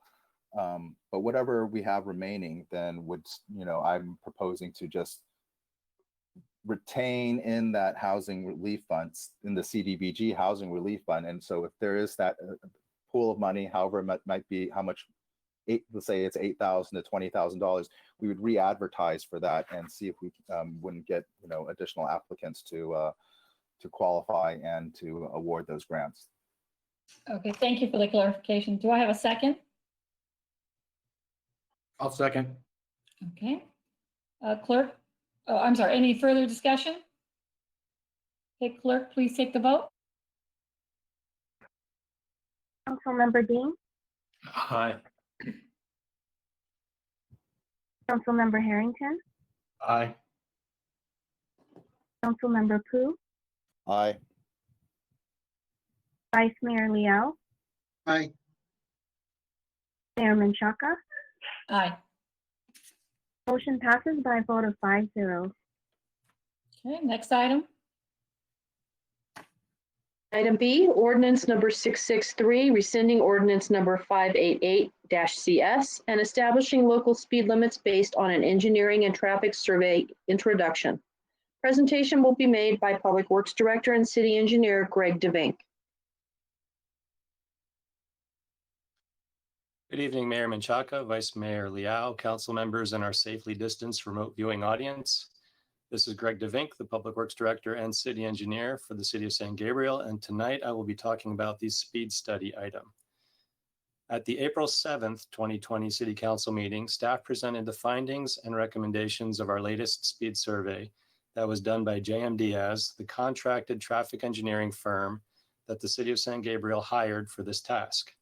Speed studies are required to be done every 5, 7, or 10 years, depending upon the circumstances involved.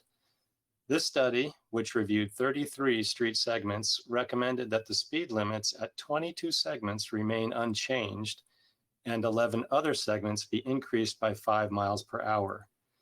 These recommendations are based upon the commonly accepted industry practice of observing prevailing traffic speeds and recommending that the limit be set to the nearest 5 mile per hour speed above or below the 85th percentile of observed speed. The reasoning behind this practice is a presumption that 85% of drivers operate their vehicles at a reasonable and safe speed for each location. Therefore, a safe speed limit is considered to be one at which 85% of drivers are traveling at or below.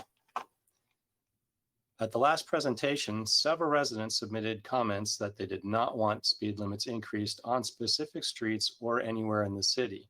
Council also expressed concerns over increasing speed limits, citing specific conditions such as pedestrian crossings at the hospital, a curved street and angled parking on Mission Drive, and a recent fatality on Broadway.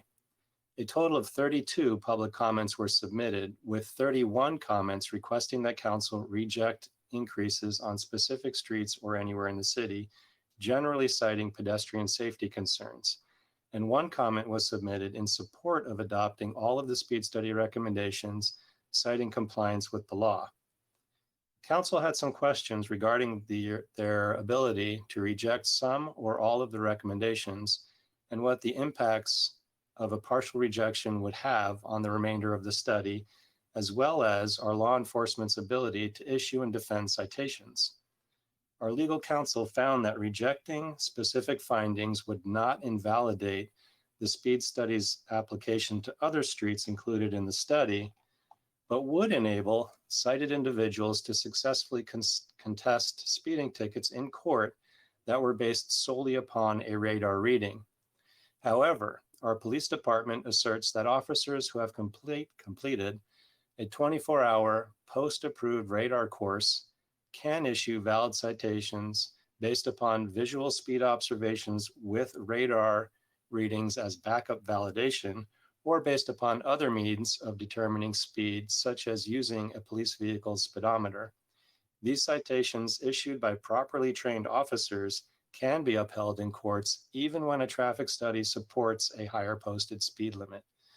Staff finds that council has the authority to adopt the entire speed study as was submitted, or reject some or all of the recommendations to increase speed limits in the city, which would not invalidate the remainder of the findings.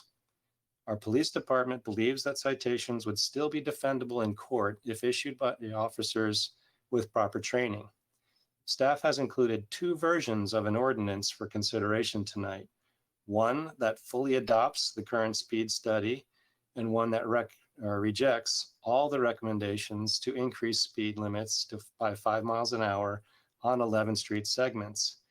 If council desires to reject only some of the proposed speed limit increases, staff can return again with an ordinance listing those specific rejections. I am available to respond to questions, as is our police department and city attorney. Thank you very much for your time and attention on this matter. Thank you, Greg. So at this time, the time for public comment on this item is now closed. Chief City Clerk, please read any comments received.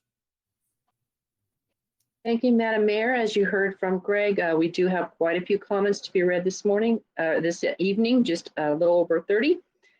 And we'll begin. The first comment is from Christina Bentavegna and reads as follows.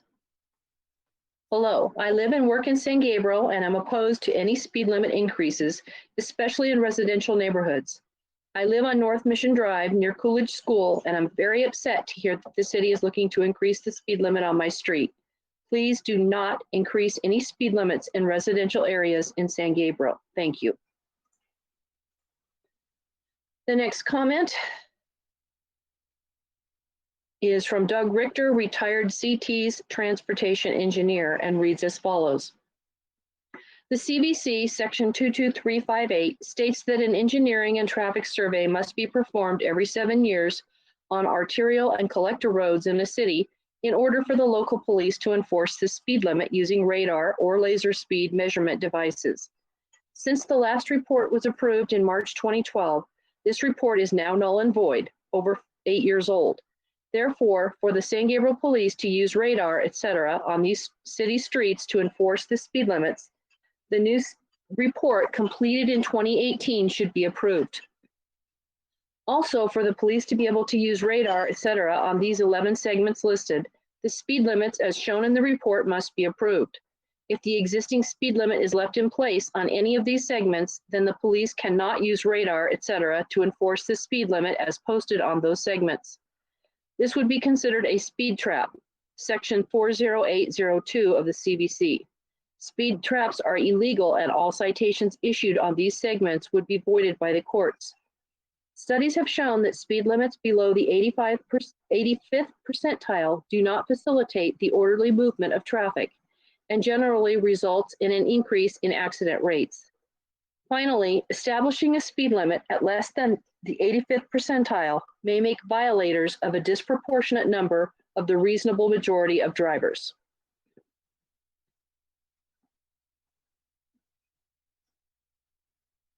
The next comment is from Marilyn and Robert Buchholz and reads as follows. We do not support speed limit increase on Mission Drive. A significant part of the street goes by Coolidge School. Not a good idea.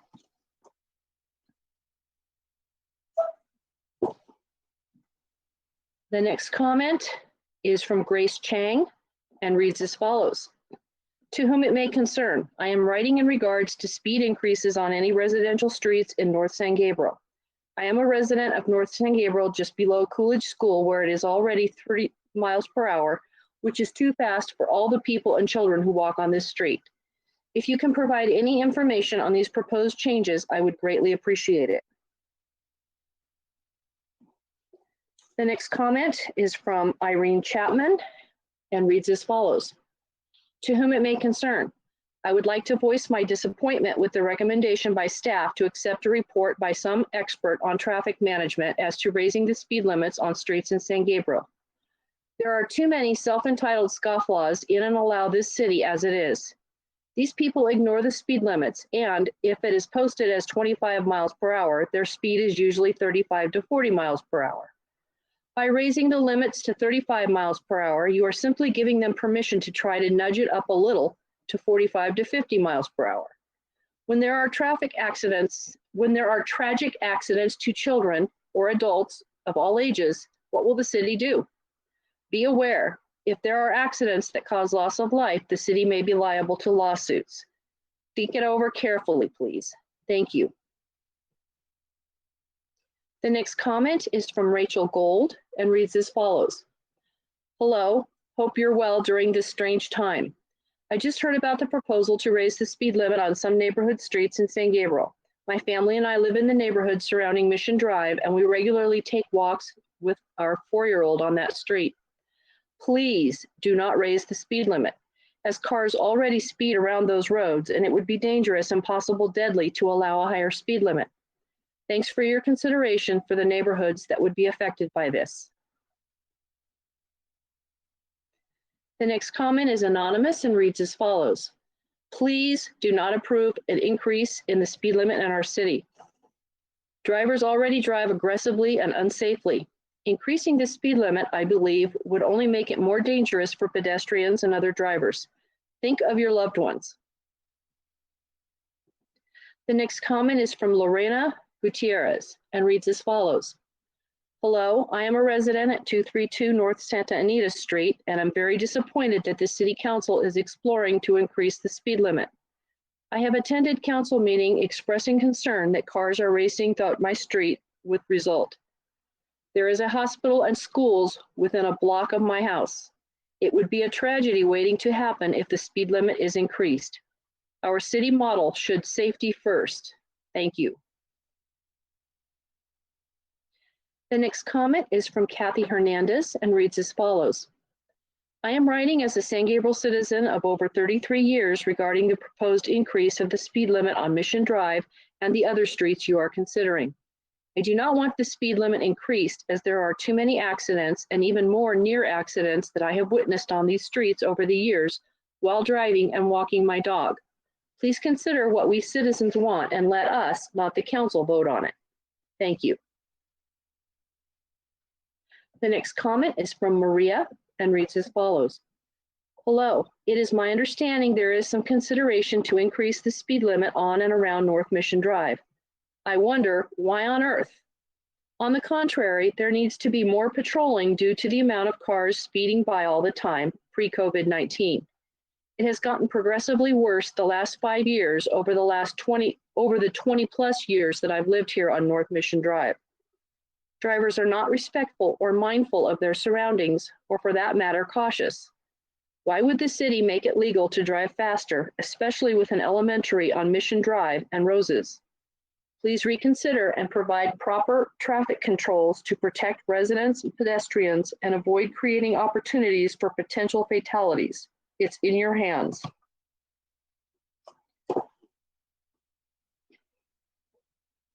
The next comment is from Gabriela Hinojosa and reads as follows.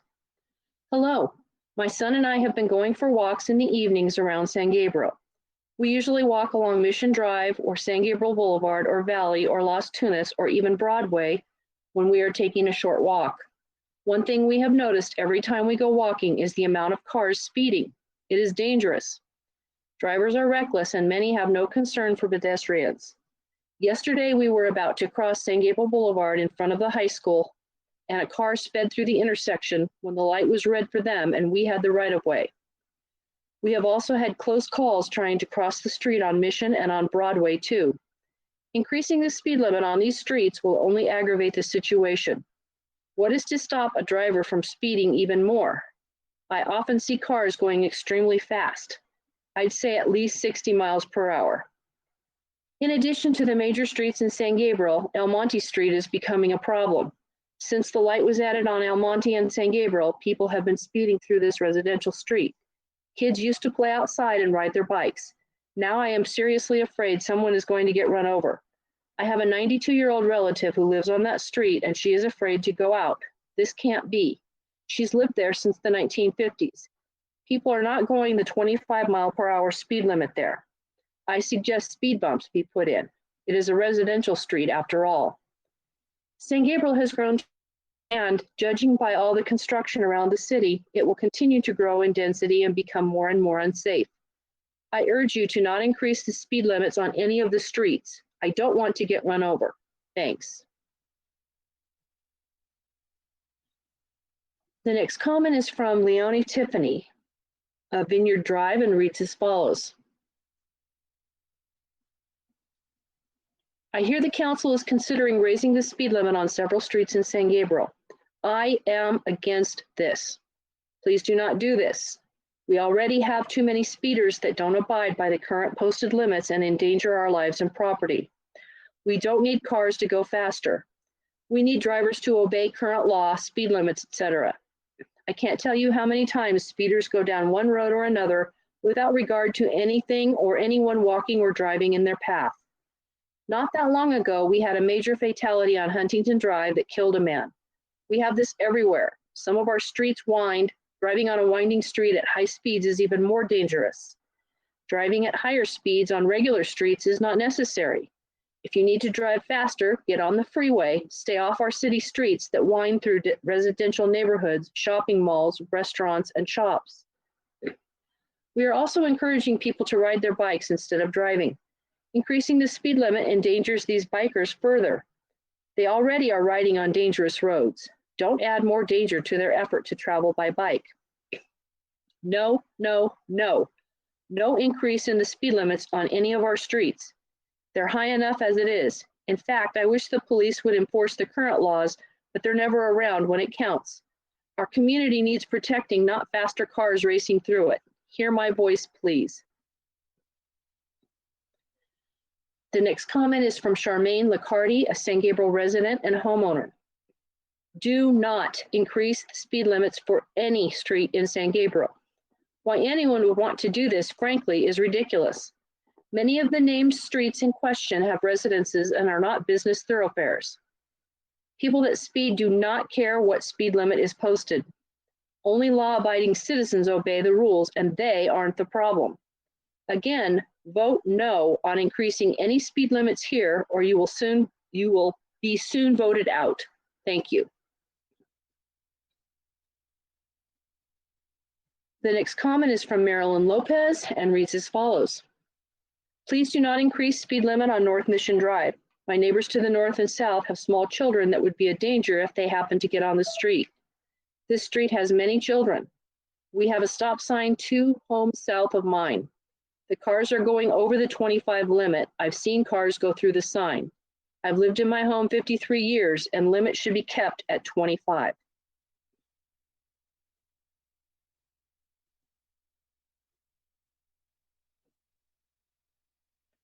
The next comment is anonymous and reads as follows.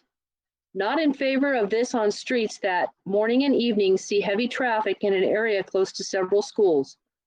No reason to have traffic rushing in such an area.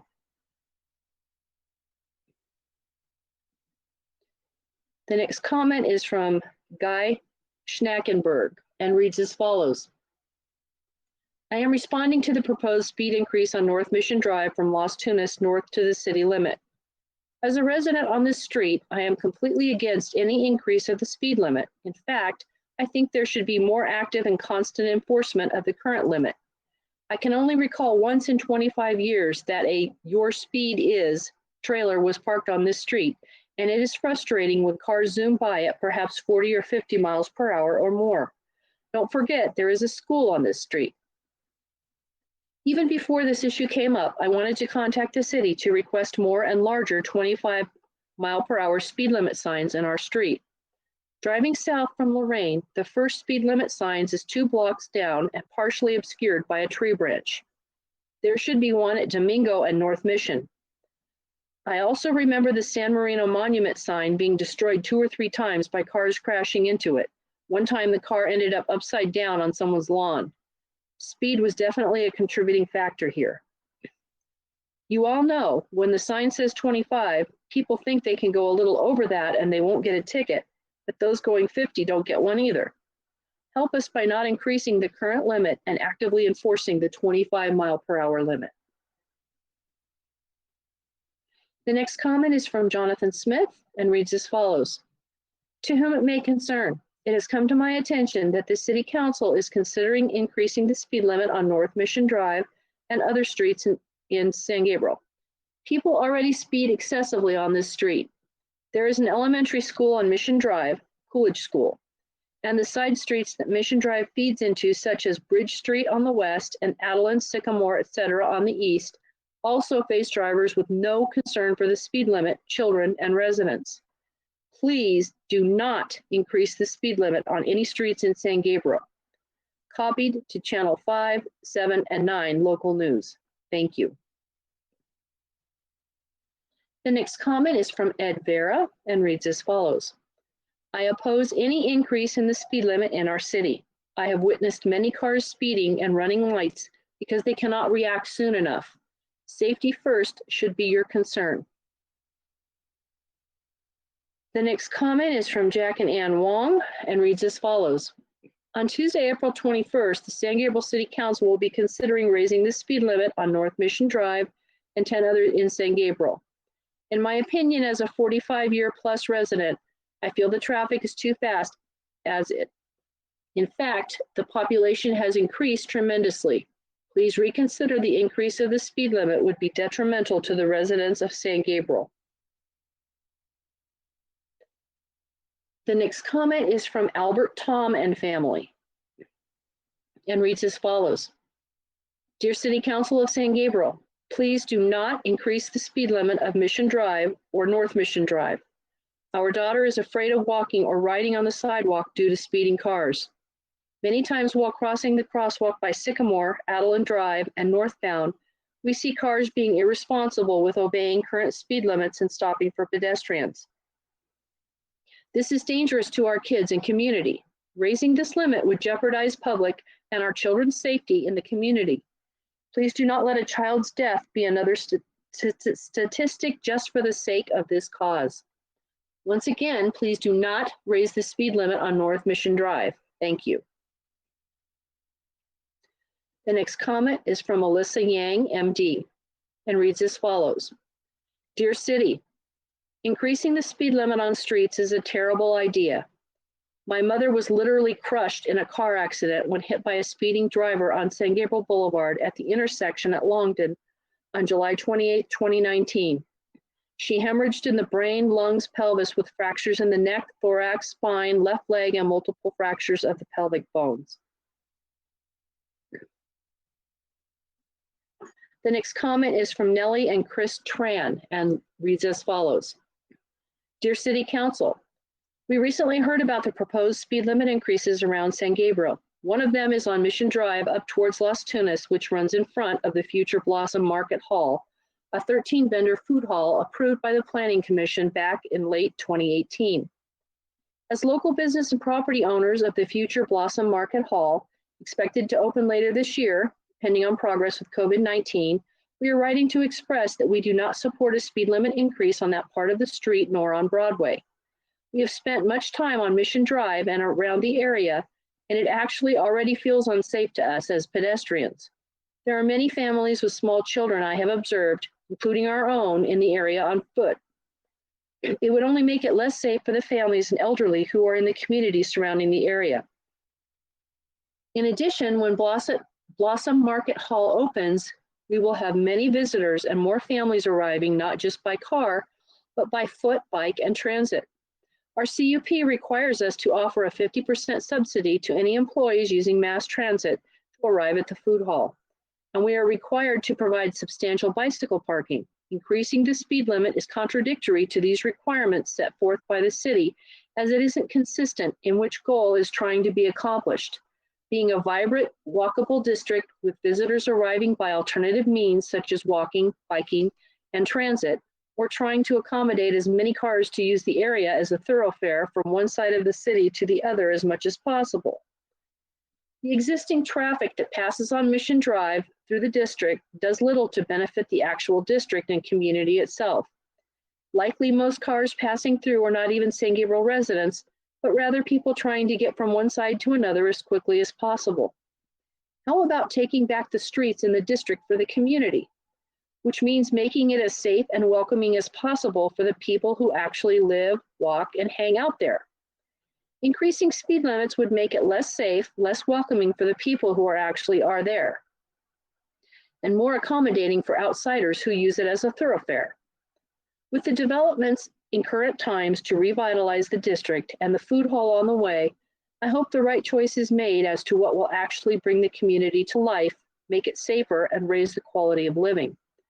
I am sure you are all invested in and care about the community, so I hope you take these comments to heart. Most of all for the community and continuing to make San Gabriel a great place to raise a family and live. Thank you for your consideration.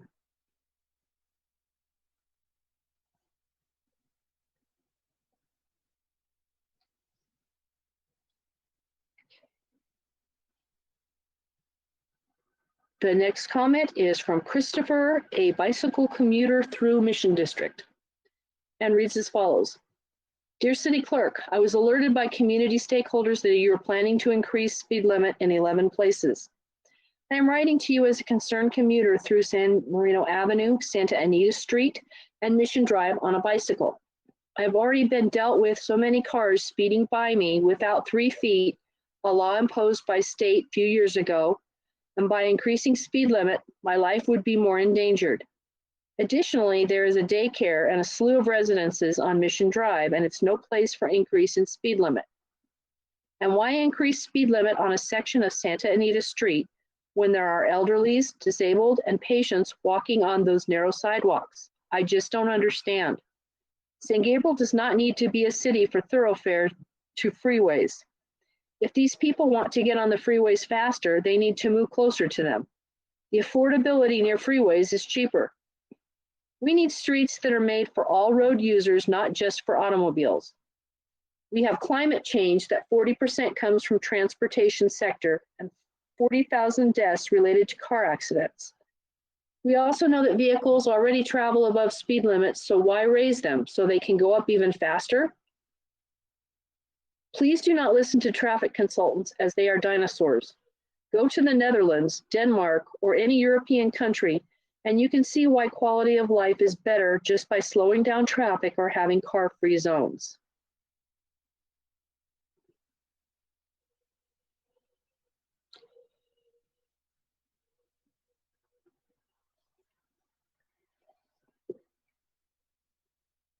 The next comment is anonymous and reads as follows. Hello, I live and work in San Gabriel, and I am opposed to any speed limit increases, especially in residential neighborhoods. I live on North Mission Drive near Coolidge School, and I'm very upset to hear that the city is looking to increase the speed limit on my street. Please do not increase any speed limits in residential areas in San Gabriel. Thank you. The next comment is from Elvia Hernandez and reads as follows. Hello, please do not raise the speed limit in San Gabriel, specifically Mission Drive, Hermosa, Del Mar, San Marino streets.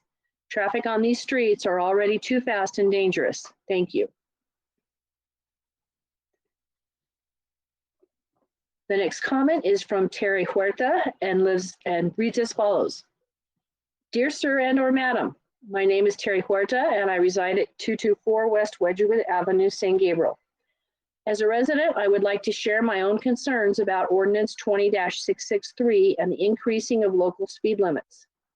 My home sits on the 200 West block of Wedgwood Avenue, which is just one street north of Smith Park. I am concerned about raising the speed limit on the pathway that is scheduled for two reasons.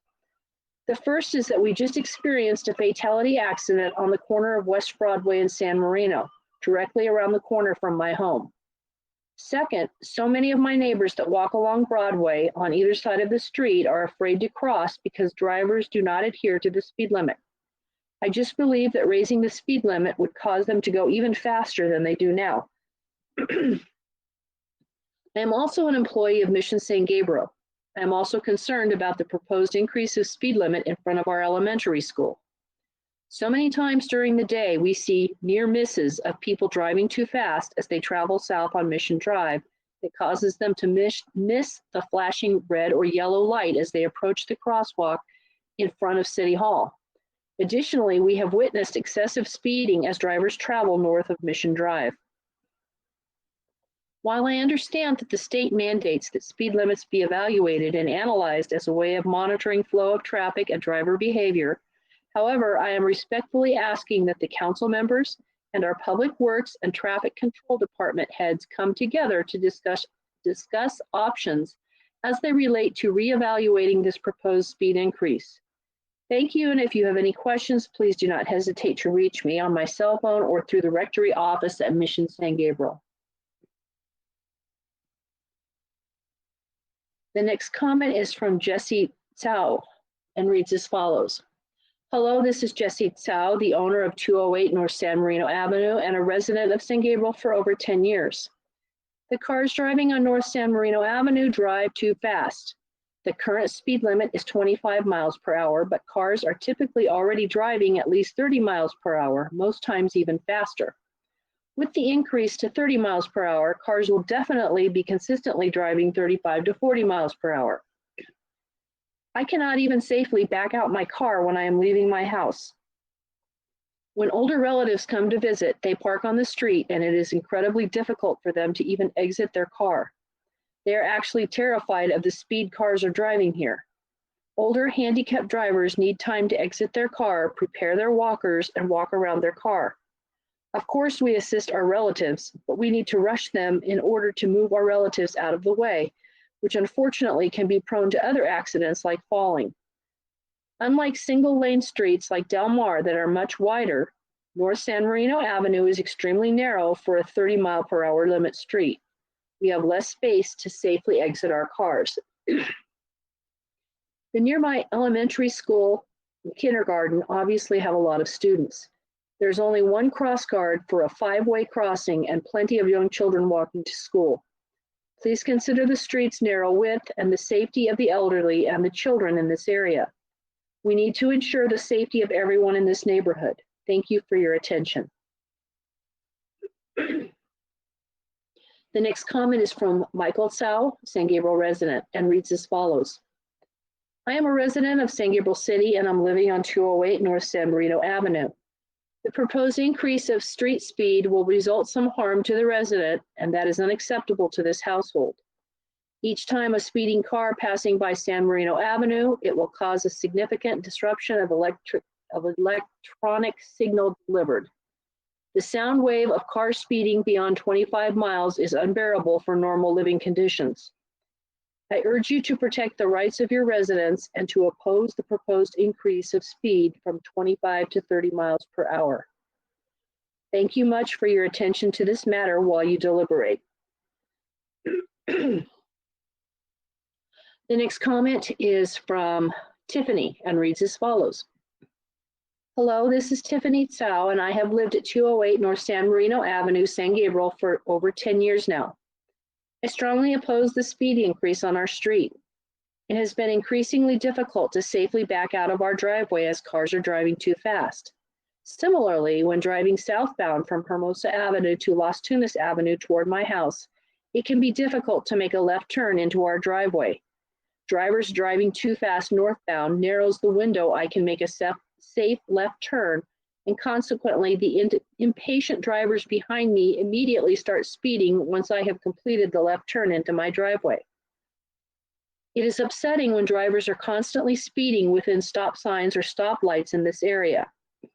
There absolutely needs to be more police surveillance in the North San Marino area. As there is a 5-way stop right in front of Washington Elementary, cars are frequently cutting each other off. The 5-way stop is slower than other stops because it is an uncommon stop. Drivers are confused with the right-of-way, and typically 2 cars cannot cross at once. I am confident that increasing the entire surrounding area's speed limit will severely increase the number of cars and reckless driving in this residential and school area. I have already witnessed 1 large accident at this intersection in the last 2 months. Please consider the safety of the residents of this neighborhood and the youth in Washington Elementary School in your decision to increase the speed limit. I urge you to look through your traffic records to see the speeding issues in this area. On top of that, the actual number of speeding is underreported due to the insufficient traffic control.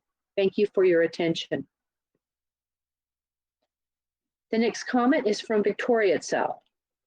Hello, my name is Victoria Tsao, and I have been the resident of 208 North San Marino Avenue, San Gabriel for the past 10 years. In recent years, the number of speeding vehicles on our street has increased immensely. Our neighbors have also discussed this amongst our block, and all are very concerned. It feels very unsafe to have cars driving at least 10 to 15 miles per hour over the existing 25 mile per hour limit. This poses a danger to the students and pedestrians traveling to and from Washington Elementary, located at the 300 block of North San Marino Avenue, less than 1 block away. Furthermore, as drivers, we feel increasingly uneasy backing out of the driveway onto oncoming and speeding traffic. In light of the City Council meeting on 4/21/20 to discuss the increase of our street's speed limit, we ask that you reconsider due to the safety and well-being of the residents. As residents of one of the impacted streets, we staunchly oppose raising the speed limit on our street and in the rest of the city. Our city does not need to have another avoidable vehicular speeding accident. Instead, we ask that you post more police officers in the impacted streets to enforce those traffic violations. We have never seen this much needed enforcement on our street and would request your support in this motion instead. Thank you for your attention to this matter.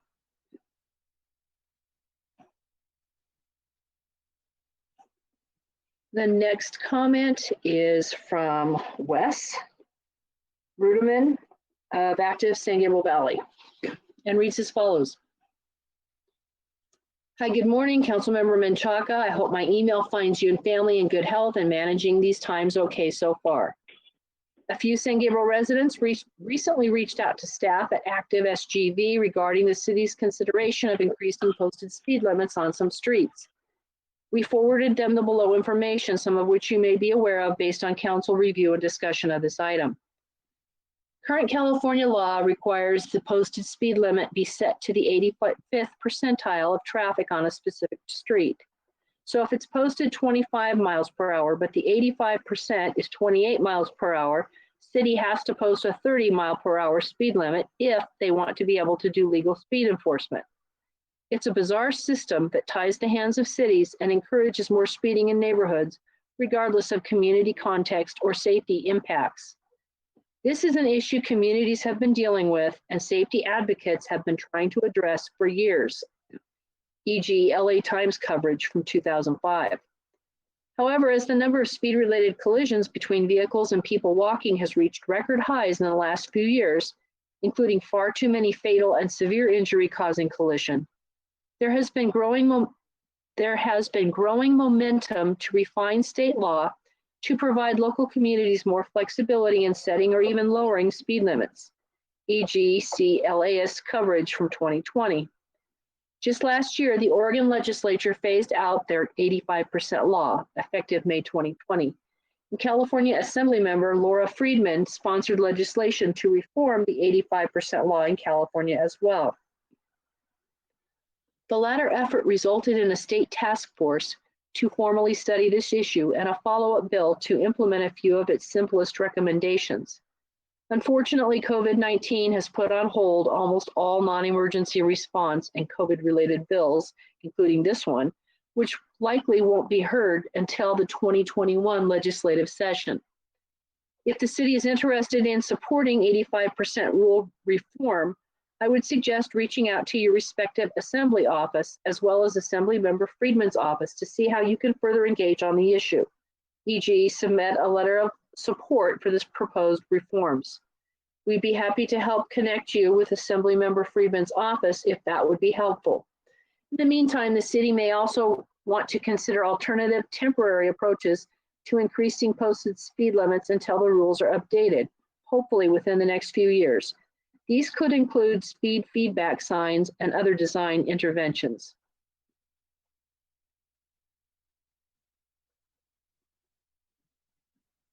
And Madam Mayor, that concludes the comments. Okay, thank you so much, Sharon. So now we will begin with council deliberation and discussion. Who would like to begin? Councilmember Pu. Sure. I'll try to keep it brief. In short, I agree with most of the, or pretty much virtually all of the comments of residents. You know, most of the streets listed here are small residential streets. Almost all of them actually also run by those kinds of sensitive uses that, you know, people mention, including Washington Elementary, Coolidge Elementary, the Mission High School, the Smith Park, the San Gabriel Unified School District office. You know, the list goes on. The hospital and other medical offices that are in that area, the Playhouse itself, and you know, the fact that it's also basically every you know street that's in our historic Mission District is also on this list. And so I would oppose all of these speed increases except for potentially the one for San Gabriel Boulevard from the northern city limits to Las Tunas Drive. I can see that, you know, portion of the of San Gabriel, you know, being both wide enough and you know, and I guess accommodating of the increase in speed from 35 to 40 miles per hour. But I'm open to listening to, you know, the comments of my colleagues with respect to that one street segment. The rest are definitely, I would agree and oppose to increase those limits. Thank you. Thank you. Would like to, Vice Mayor Lau? Thank you, Madam Mayor.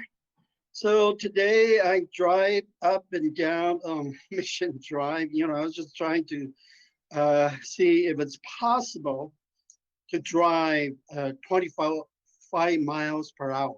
Okay, I couldn't do it. I passed by the City Hall at least 6 times, and because there's a huge curve, and every time I just check, you know, the speed, and I'm driving, and no more than 20 miles per hour, between 15 and 20. Okay, so physically, I just cannot do it. I can't drive higher than 25 miles per hour. And same thing when I go to Santa Anita, try to go through the hospital to Las Tunas. And right away, you see those 2 pedestrians lights and shine and say, okay, well, careful, it's a state law, and watch out for pedestrians. So within a block, you have 2. So I cannot drive more than 25. because I'm entering this hospital zone, okay? So it's just impossible. Maybe at most it's 20 miles per hour. But, every day I drive up and down that street, from my house through the hospital and to City Hall, So, no, I just couldn't do it. I'm very careful driver, but, I still follow the guideline, what's the speed limit. So, yeah, you try to increase from 25 miles to 30 miles. I don't think for those locations, just impossible. And for schools, for instance, then they're talking about the college and, well, maybe the Mission Elementary School, in front of City Hall. And that's just, if you try to drive, more than 25, that's just, just the way that street curve in, and it's just, nobody can drive that fast. And especially people park, kind of in the angle along the Mission Drive, and they have to back down. And so the driver has to watch that. And one time I was watching our fire truck, fire truck has to come to City Hall. How many miles per hour they drive? 5. Well, because long and they have to curve in to that street. So all these suggestions, not realistic, okay? Because physically you cannot do it. Another street, I mentioned that before, Hermosa. Hermosa in city of St. Gabriel, we want to increase from 25 to 30, but then you go to the county, just right next door, the county shows a big sign is 25 miles per hour. So, you're talking about the 85 percentile and all that. Hey, why can't you not change to 30 miles per hour? Why city has to change that? So, yeah, I don't think this is a good idea. Most of them in small residential streets, well, except maybe the St. Gabriel Boulevard, which is okay, 35 miles to 40 miles. At night, people drive 50 miles per hour. That's why we have many fatal accidents just north of Hermosa. Yeah, the crossing, from Rose Street to that's corner of Rose and St. Gabriel Boulevard. So even that, I think we mentioned that many times, put a speed limit and also the lights for pedestrians to cross over, and maybe embedded lights, whenever there's cars approaching, and to prevent all these fatal accidents. So no, I'm sorry, I don't support this. I mentioned in the first meeting before, the staff that brought it back. I'm not gonna, I'm not gonna approve this ordinance 2660. So no, I don't think it's the right thing. And I agree with, I wanted to comment from, Bike St. Gabriel Valley West. He mentioned Laura Freeman has the bill and all that. It's about time they reconsider this, because all these years when he came to our city 6 years ago to promote the bike in St. Gabriel Valley, and we did the master plan, bike master plan, and nowadays we have to be multi transportation modes, and including cars, bicycles, walking, especially during this COVID-19, people slowed down, actually slowed down much more than before. Why are you rushing to somewhere for no reason, you know, because nowadays this virus, we should learn from lesson. We're just not busy for no purpose, you know. We just have to calm down and be more, what do you call that? More human about it. You know, we should be care about the people walking on the streets. We should care about the kids playing on the streets. We should care about the bikes that's, you know, riding along the streets. Yeah, and fortunately, we don't have the homeless people. You know, our neighbor, we have a homeless guy that's standing right in the middle of the streets. So you have to be careful. So anyway, it's not a good idea. I think we want to just delay it and see what the state legislator going to do about this. You know, slowing down is better for our community, because if you're driving too fast, it's going to take longer to the stop sign. For instance, if you drive 30 miles per hour, you need at least, you know, 80 feet to 100 feet to stop. And if you don't stop early enough, you're going to get into a car accident. So, bad idea. I totally agree with majority of the people that make the public comments. So, Okay, thank you, Vice Mayor. Just a reminder that there are 3 options, and option 2 rejects all the recommendations to increase the speeds. So just a reminder, that's number 2. Council Member Ding or Harrington, do you have any comments? If not, I can move on. I do, Mayor. Okay, Council Member Harrington. Thank you. You know, I'd just like to say that I've never understood why traffic engineers and the law say that if people speed, we need to raise our speed limits.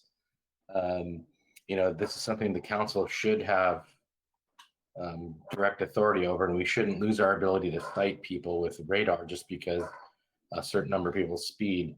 I did have a couple questions for the chief. If you're listening, Chief, are you still here? Chief Harris? I am still here, sir.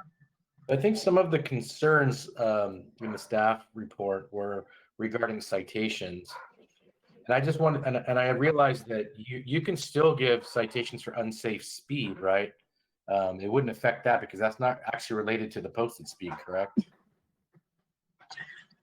You are correct in that, but there are a lot of elements here. The 22358 of the vehicle code really establishes the authority for you, the council, to establish whatever you choose as the speed limit. There's some specifics that we can go into later. But what it does, we have to split it into 2 issues. There's the issue of, do we have the authority to make the speed limit changes, and what constitutes a speed trap, whether that's enforceable. When the council, even with the speed study in place, makes a decision to keep the speed limit the way it is enforceable by a few means. One, the section just requires us not to use solely electronic devices like radar or LiDAR. So typically the officers who would be using radar anyway are specially trained officers that meet the requirements for LiDAR and radar, and additionally meet the requirements for observational determinations of speed. So those are very few people just in our traffic bureau with specific training that allows them to cite and stand up to those citations in court. Everyone else in the department would be using the third option, which is either pacing, or they have also gone to some type of special training, which allows them to have a visual representation of what the speed is and utilize that in their citations. In any of those circumstances, those citations will hold up in court. So and if they're not held up in court, it'll be because of maybe some other factors that were involved with the stop, but not under the current circumstances. Okay, so I have 2 follow-up questions to that line of questioning, which would be, how much does that training cost per officer? I don't have the numbers directly. I could get that information for you. But for our officers, I believe it is post-certified, and so there's no cost to the city. But I don't have the numbers in front of me. Yeah, but there would obviously be time involved away from their job, so there's some cost to the city, just not for the There certification? is for that. It is a 24-hour course, 24-hour course requirement. Okay. And so that requires it to be wherever the training location is. If it is a significant distance away, then there will be some additional costs to making sure that it's resident training, et cetera. Because my point here, I think the council's going the same way that I am, which would be to not adopt the study recommendations. So then on top of that, just as a general, I don't expect an exact number, but just as a general idea, how many of our citations do you think get contested in court? Because some people just pay it. Some people do just pay them. Many of them will go to court, and the officers are very good at citing people appropriately, so we don't lose many cases. But if I couldn't give you a number of how many people will contest the citations, I'd probably do better at finding how many of those contested citations are actually validated by the court or by the commissioner. And that would be very few. I would venture an educated guess that it is less than 1%. I've been lucky enough not to be in traffic court for a very long time, but I would imagine not a lot of people bring up challenging the radar or the speed posted speed limits, correct? That's a pretty nuanced That is argument. correct. Yeah. That is correct. And in the case where you do have your traffic survey, the study, it is not just the electronic device that is relied upon. So it is the officer's training experience, and certainly the training that allows them to make visual estimations of speed, and then the other element of pacing them with the speedometer and the radio car. Gotcha. So it's not like an automatic, your council decided to not adopt your speed study, so therefore you can't give citations. I'll answer that question by reading directly from the vehicle code section, which gives you the authority. It says, whenever a local authority determines upon the basis of an engineering traffic study that the limit of 65 miles per hour is more than is reasonable or safe upon a portion of the street, and in our city, that's every street, the local authority may by ordinance determine and declare a prima facie speed limit of 60, 55, 50, 45, 40, 35, 30, or 25 miles per hour, whichever is found most appropriate to facilitate the orderly movement of traffic and is reasonable and safe, and which declared prima facie speed limit shall then be effective. So that is the authority, and what we rely upon for that authority is looking at all of the elements of the particular roadway. So there's a lot of things to be considered. School zones, driveways from apartments to residences. Does it change from commercial to residential? What does the traffic collision study say? Have we had fatalities or other types of crashes? Police or other public safety ingress and egress. So I heard Councilmember Pooh earlier discussing some of the particulars about parks and foot traffic and some of those things, and all of those are elements that make our evaluation of this prudent. Gotcha. Thank you. Appreciate it. So I think I'm inclined to go with the second option as well, which is to not accept any of the recommended increases. Thank you. Thank you. Councilmember Ding. Any further comments? Yes, okay. Yes, thanks all the public comments. Yeah, okay. I for the speed limit increase, also have some question for the engineer surveying. It's a averages for the increase the like 11th Street. Their average it's like it's just 28 mile or it's already 35. Already more than 30 miles. So that's I want to get an answer from Councilmember Ding. This is Greg. Okay, great. Included in the staff report is the exhibits, the last two exhibits, which are the findings of the study. I guess attachment C gives a lot of that data. Okay. But the way it works is they will set up equipment that monitors vehicular traffic and speed, and they will plot that out on a bell curve. And where the 85th percentile is, it's going to vary on each one of these 11 streets. But it comes up with a number that's just observed. And we have to, by the common practice of traffic engineering, determine a speed limit that is above or below that number in 5-mile-per-hour increments. So if it's 36 miles per hour observed, it would be 35 or 40. If it's 39 miles per hour observed, it would be 35 or 40. So that's just the industry practice for a very long time. But it varies on each street.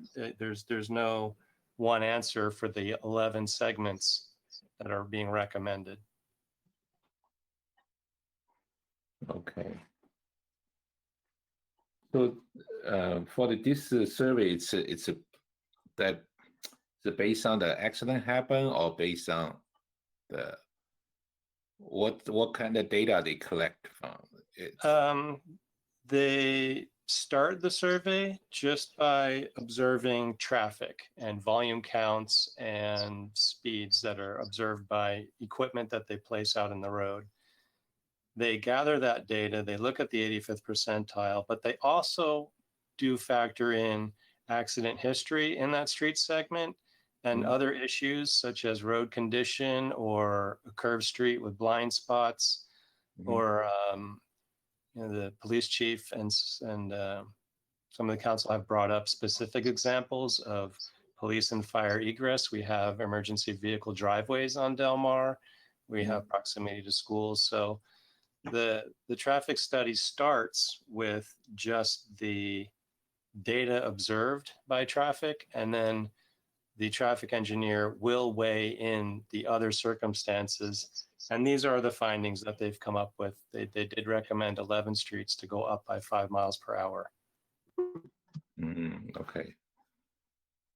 So, yeah, I agree that not increase the speed limit, and but also this I think is a help for us, especially the pandemic. I think right now people stay home, maybe walk out. It's more like pedestrian on the street, so it's better like right now to keep same speed to help our community reduce for the safety purpose.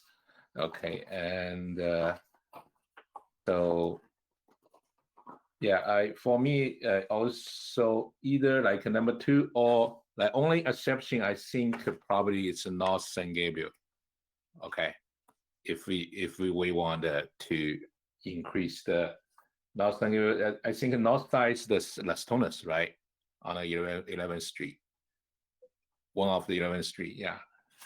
So I try remember they go from north. Probably they always still like a 40 miles speed. Probably it's a more consistent. It's until the Las Tunas. Yeah. Okay, I'm open mind or number 2 or just only one like San Gabriel Boulevard. Okay. Okay. That's my comments. Yeah. Thank you, Councilmember Ding. I wanted to first ask Mark to explain to our constituents.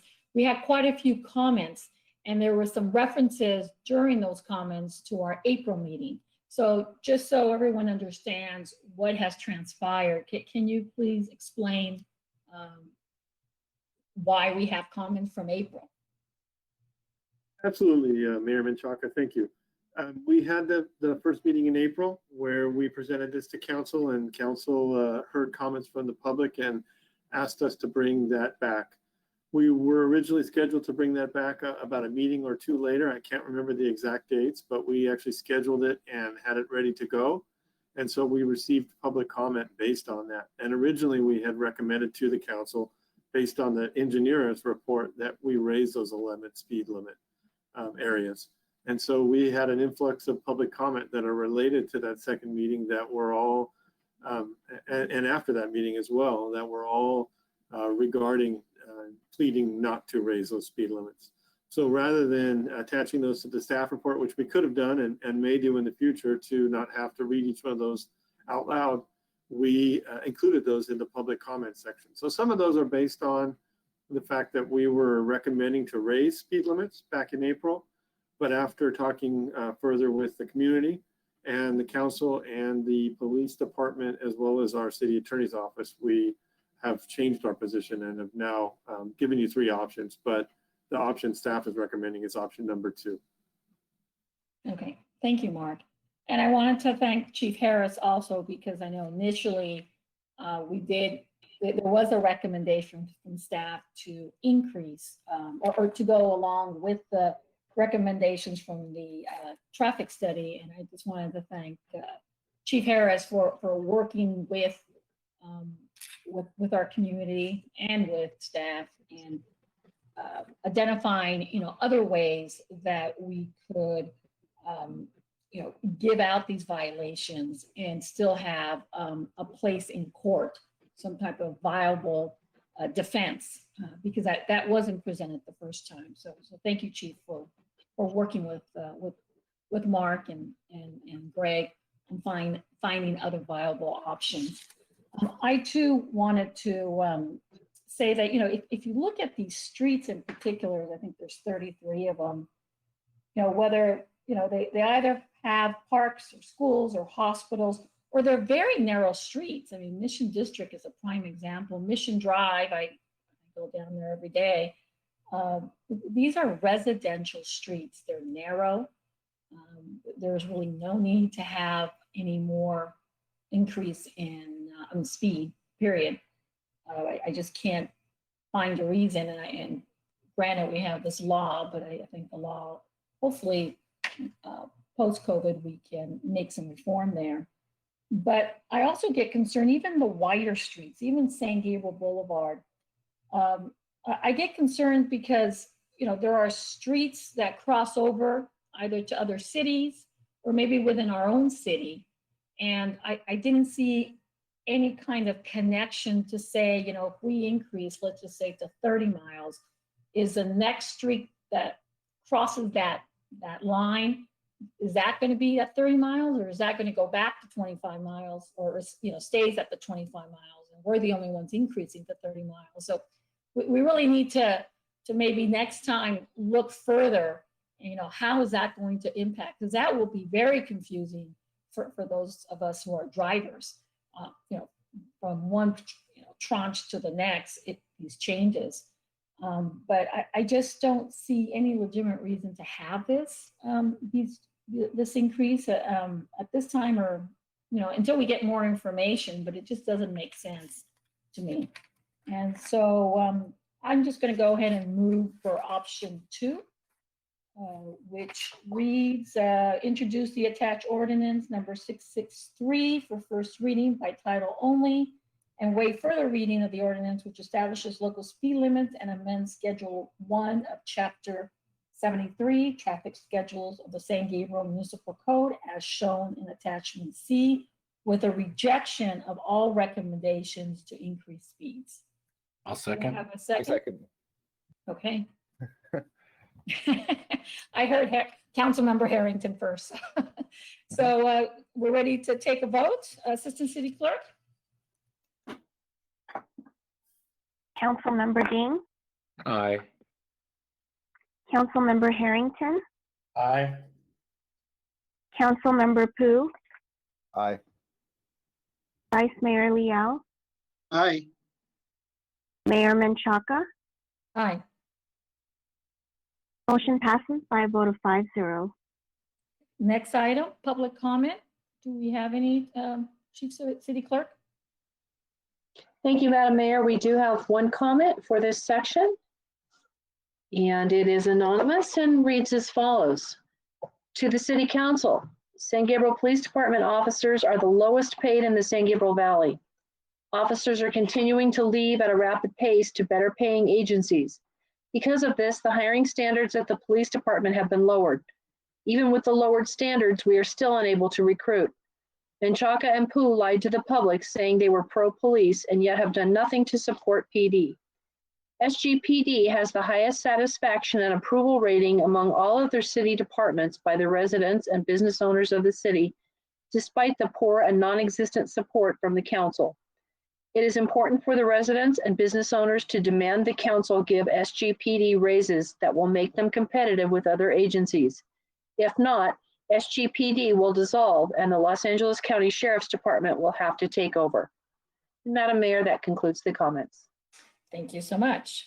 Next item, city manager's report.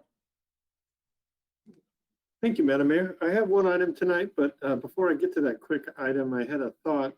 The other day, I happened to be watching a replay of a council meeting because I wanted some background on an item that we were working on. And they had, and I'm thinking about this at 9:15 at night, but they had a late night council meeting later than ours. And their council took what they called a health break, which I thought was a unique way of calling an ability for people to get up and walk around and stretch and do whatever else you need to do as a way to not be sitting. And I think about that as we've all, in several late nights been sort of held at our desks or whatever we're doing. And I think it would be something, if you don't mind, if I work with Sharon, we'll put that into the script going forward at some point in the night to give everybody a 5-minute break without having to call for it or to be the one to say, I need to get up and stand up and walk around. I mean, I also think it might work for future meetings whenever we get back to being in the council chambers, that it allows us to take a break and collect our thoughts. So I had that thought, take it or leave it as you wish, but that was something I saw that worked well in another city. My second item was just a huge shout out to our fire department. All of our city staff members and our council are working very hard to deliver services during this time. But I'll tell you, with the wildfires that are happening up and down the state, our residents may not know that our firefighters are helping communities, putting their lives on the line for communities that are, several hours north of ours, and do it, without any respect for their own families that are left here. And it's a wonderful thought. Also in our own backyard, our own firefighters are up protecting homes in Arcadia and Monrovia and protecting those communities from the fire that's happening right now with the Bobcat fire. And we had an incredible story yesterday of two of our firefighters rescuing a firefighter that fell down a canyon up north. And they were able to help this person who was in cardiac arrest and to provide life-saving services to this firefighter until helicopters could get there and take this person and put them to safety. So I would just like to shout out again to all of our city staff and our leadership, but most importantly at this time when we're all in safety of our home, those folks are putting their lives on the line for other residents as well as our own. So thank you very much to all of them. I appreciate it, Mayor. Thanks. Thank you, Mark. Okay, council comments and conference meeting reports. Vice Mayor Lau, assuming you have a comment. Thank you, Madam Mayor. I just have a good news. Chongqing Jewelers, they are celebrating 50 years anniversary. And this is great jewelry store. You have not visited a store, you should, just go there. And all I can do is window shopping. I cannot afford to buy anything. But one time I went there to join the event. And that was, oh my God, my first experience. It's called the Royal Ascot Horse Racing Head competition. So if you watch the movie, My Fair Lady, you see those horse racing and they're British ladies that dress up their hats, with all kinds of idea. And that's this store has that event just a year ago, and I hope they do it next year. So there are about 40 or 50 ladies and joined the competition and wearing the creative hats. And one lady, she spent only $5 from 99-cent store, and she won. I believe it's Piaget. I cannot pronounce that. It's an expensive watch, about $4,000. So that was a fun event. But I just want to say, this is a great family operated store. And their story goes back 50 years ago when Ronald Lee went to Hong Kong and met his lovely wife, Ellen Lee, and returned home to Chinatown. And then they start building the first jewelry store. And 8 years ago, they moved to St. Gabriel at the St. Gabriel Focus Plaza. And a few years later, they opened another one in Roland Heights area. So yeah, it's a successful immigrant story, even though Ronald was third generation, American born Chinese. But still, it's I call it worth celebration, because in our city, we do have such a successful business in our city, and it's amazing. So I have a certificate from the city hall. See if you can read it. So maybe I can read it. So this is the certificate of congratulations presented to Chongqing Jewelers in recognition of 50 years anniversary celebration. The mayor and city council of the city of St. Gabriel wish to extend their sincere congratulations to you for your accomplishments and contributions to St. Gabriel and surrounding communities. So yeah, I'm gonna deliver this certificate tomorrow, and hopefully they can survive from this pandemic, and hopefully they can thrive even more. So that's my report. Thank you. Thank you. And the name of the hat, they're called Fascinators. And so the only reason I know is my daughter, who lived in London, would wear them. And so I got a little education on them too. So thank you, Vice Mayor. Any other council member have any comments? I see none. Okay. Next item, closed session. We have none. So now the next regular city council meeting will be held on Tuesday, October 6, 2020 at 6:30 p.m. I want to have a special adjournment tonight. We adjourn tonight with our heartfelt wishes for a full recovery for the 2 deputies who were shot in Compton over the weekend. Our thoughts and prayers go out to them, and continued strength to their families. As the Los Angeles Police Chief, Michael Moore, stated, I recognize and acknowledge we live in troubled times, but we must, as a community, work through our differences while loudly and resoundingly condemning violence. Blessed are the peacemakers. Meeting adjourned. Good night, everybody.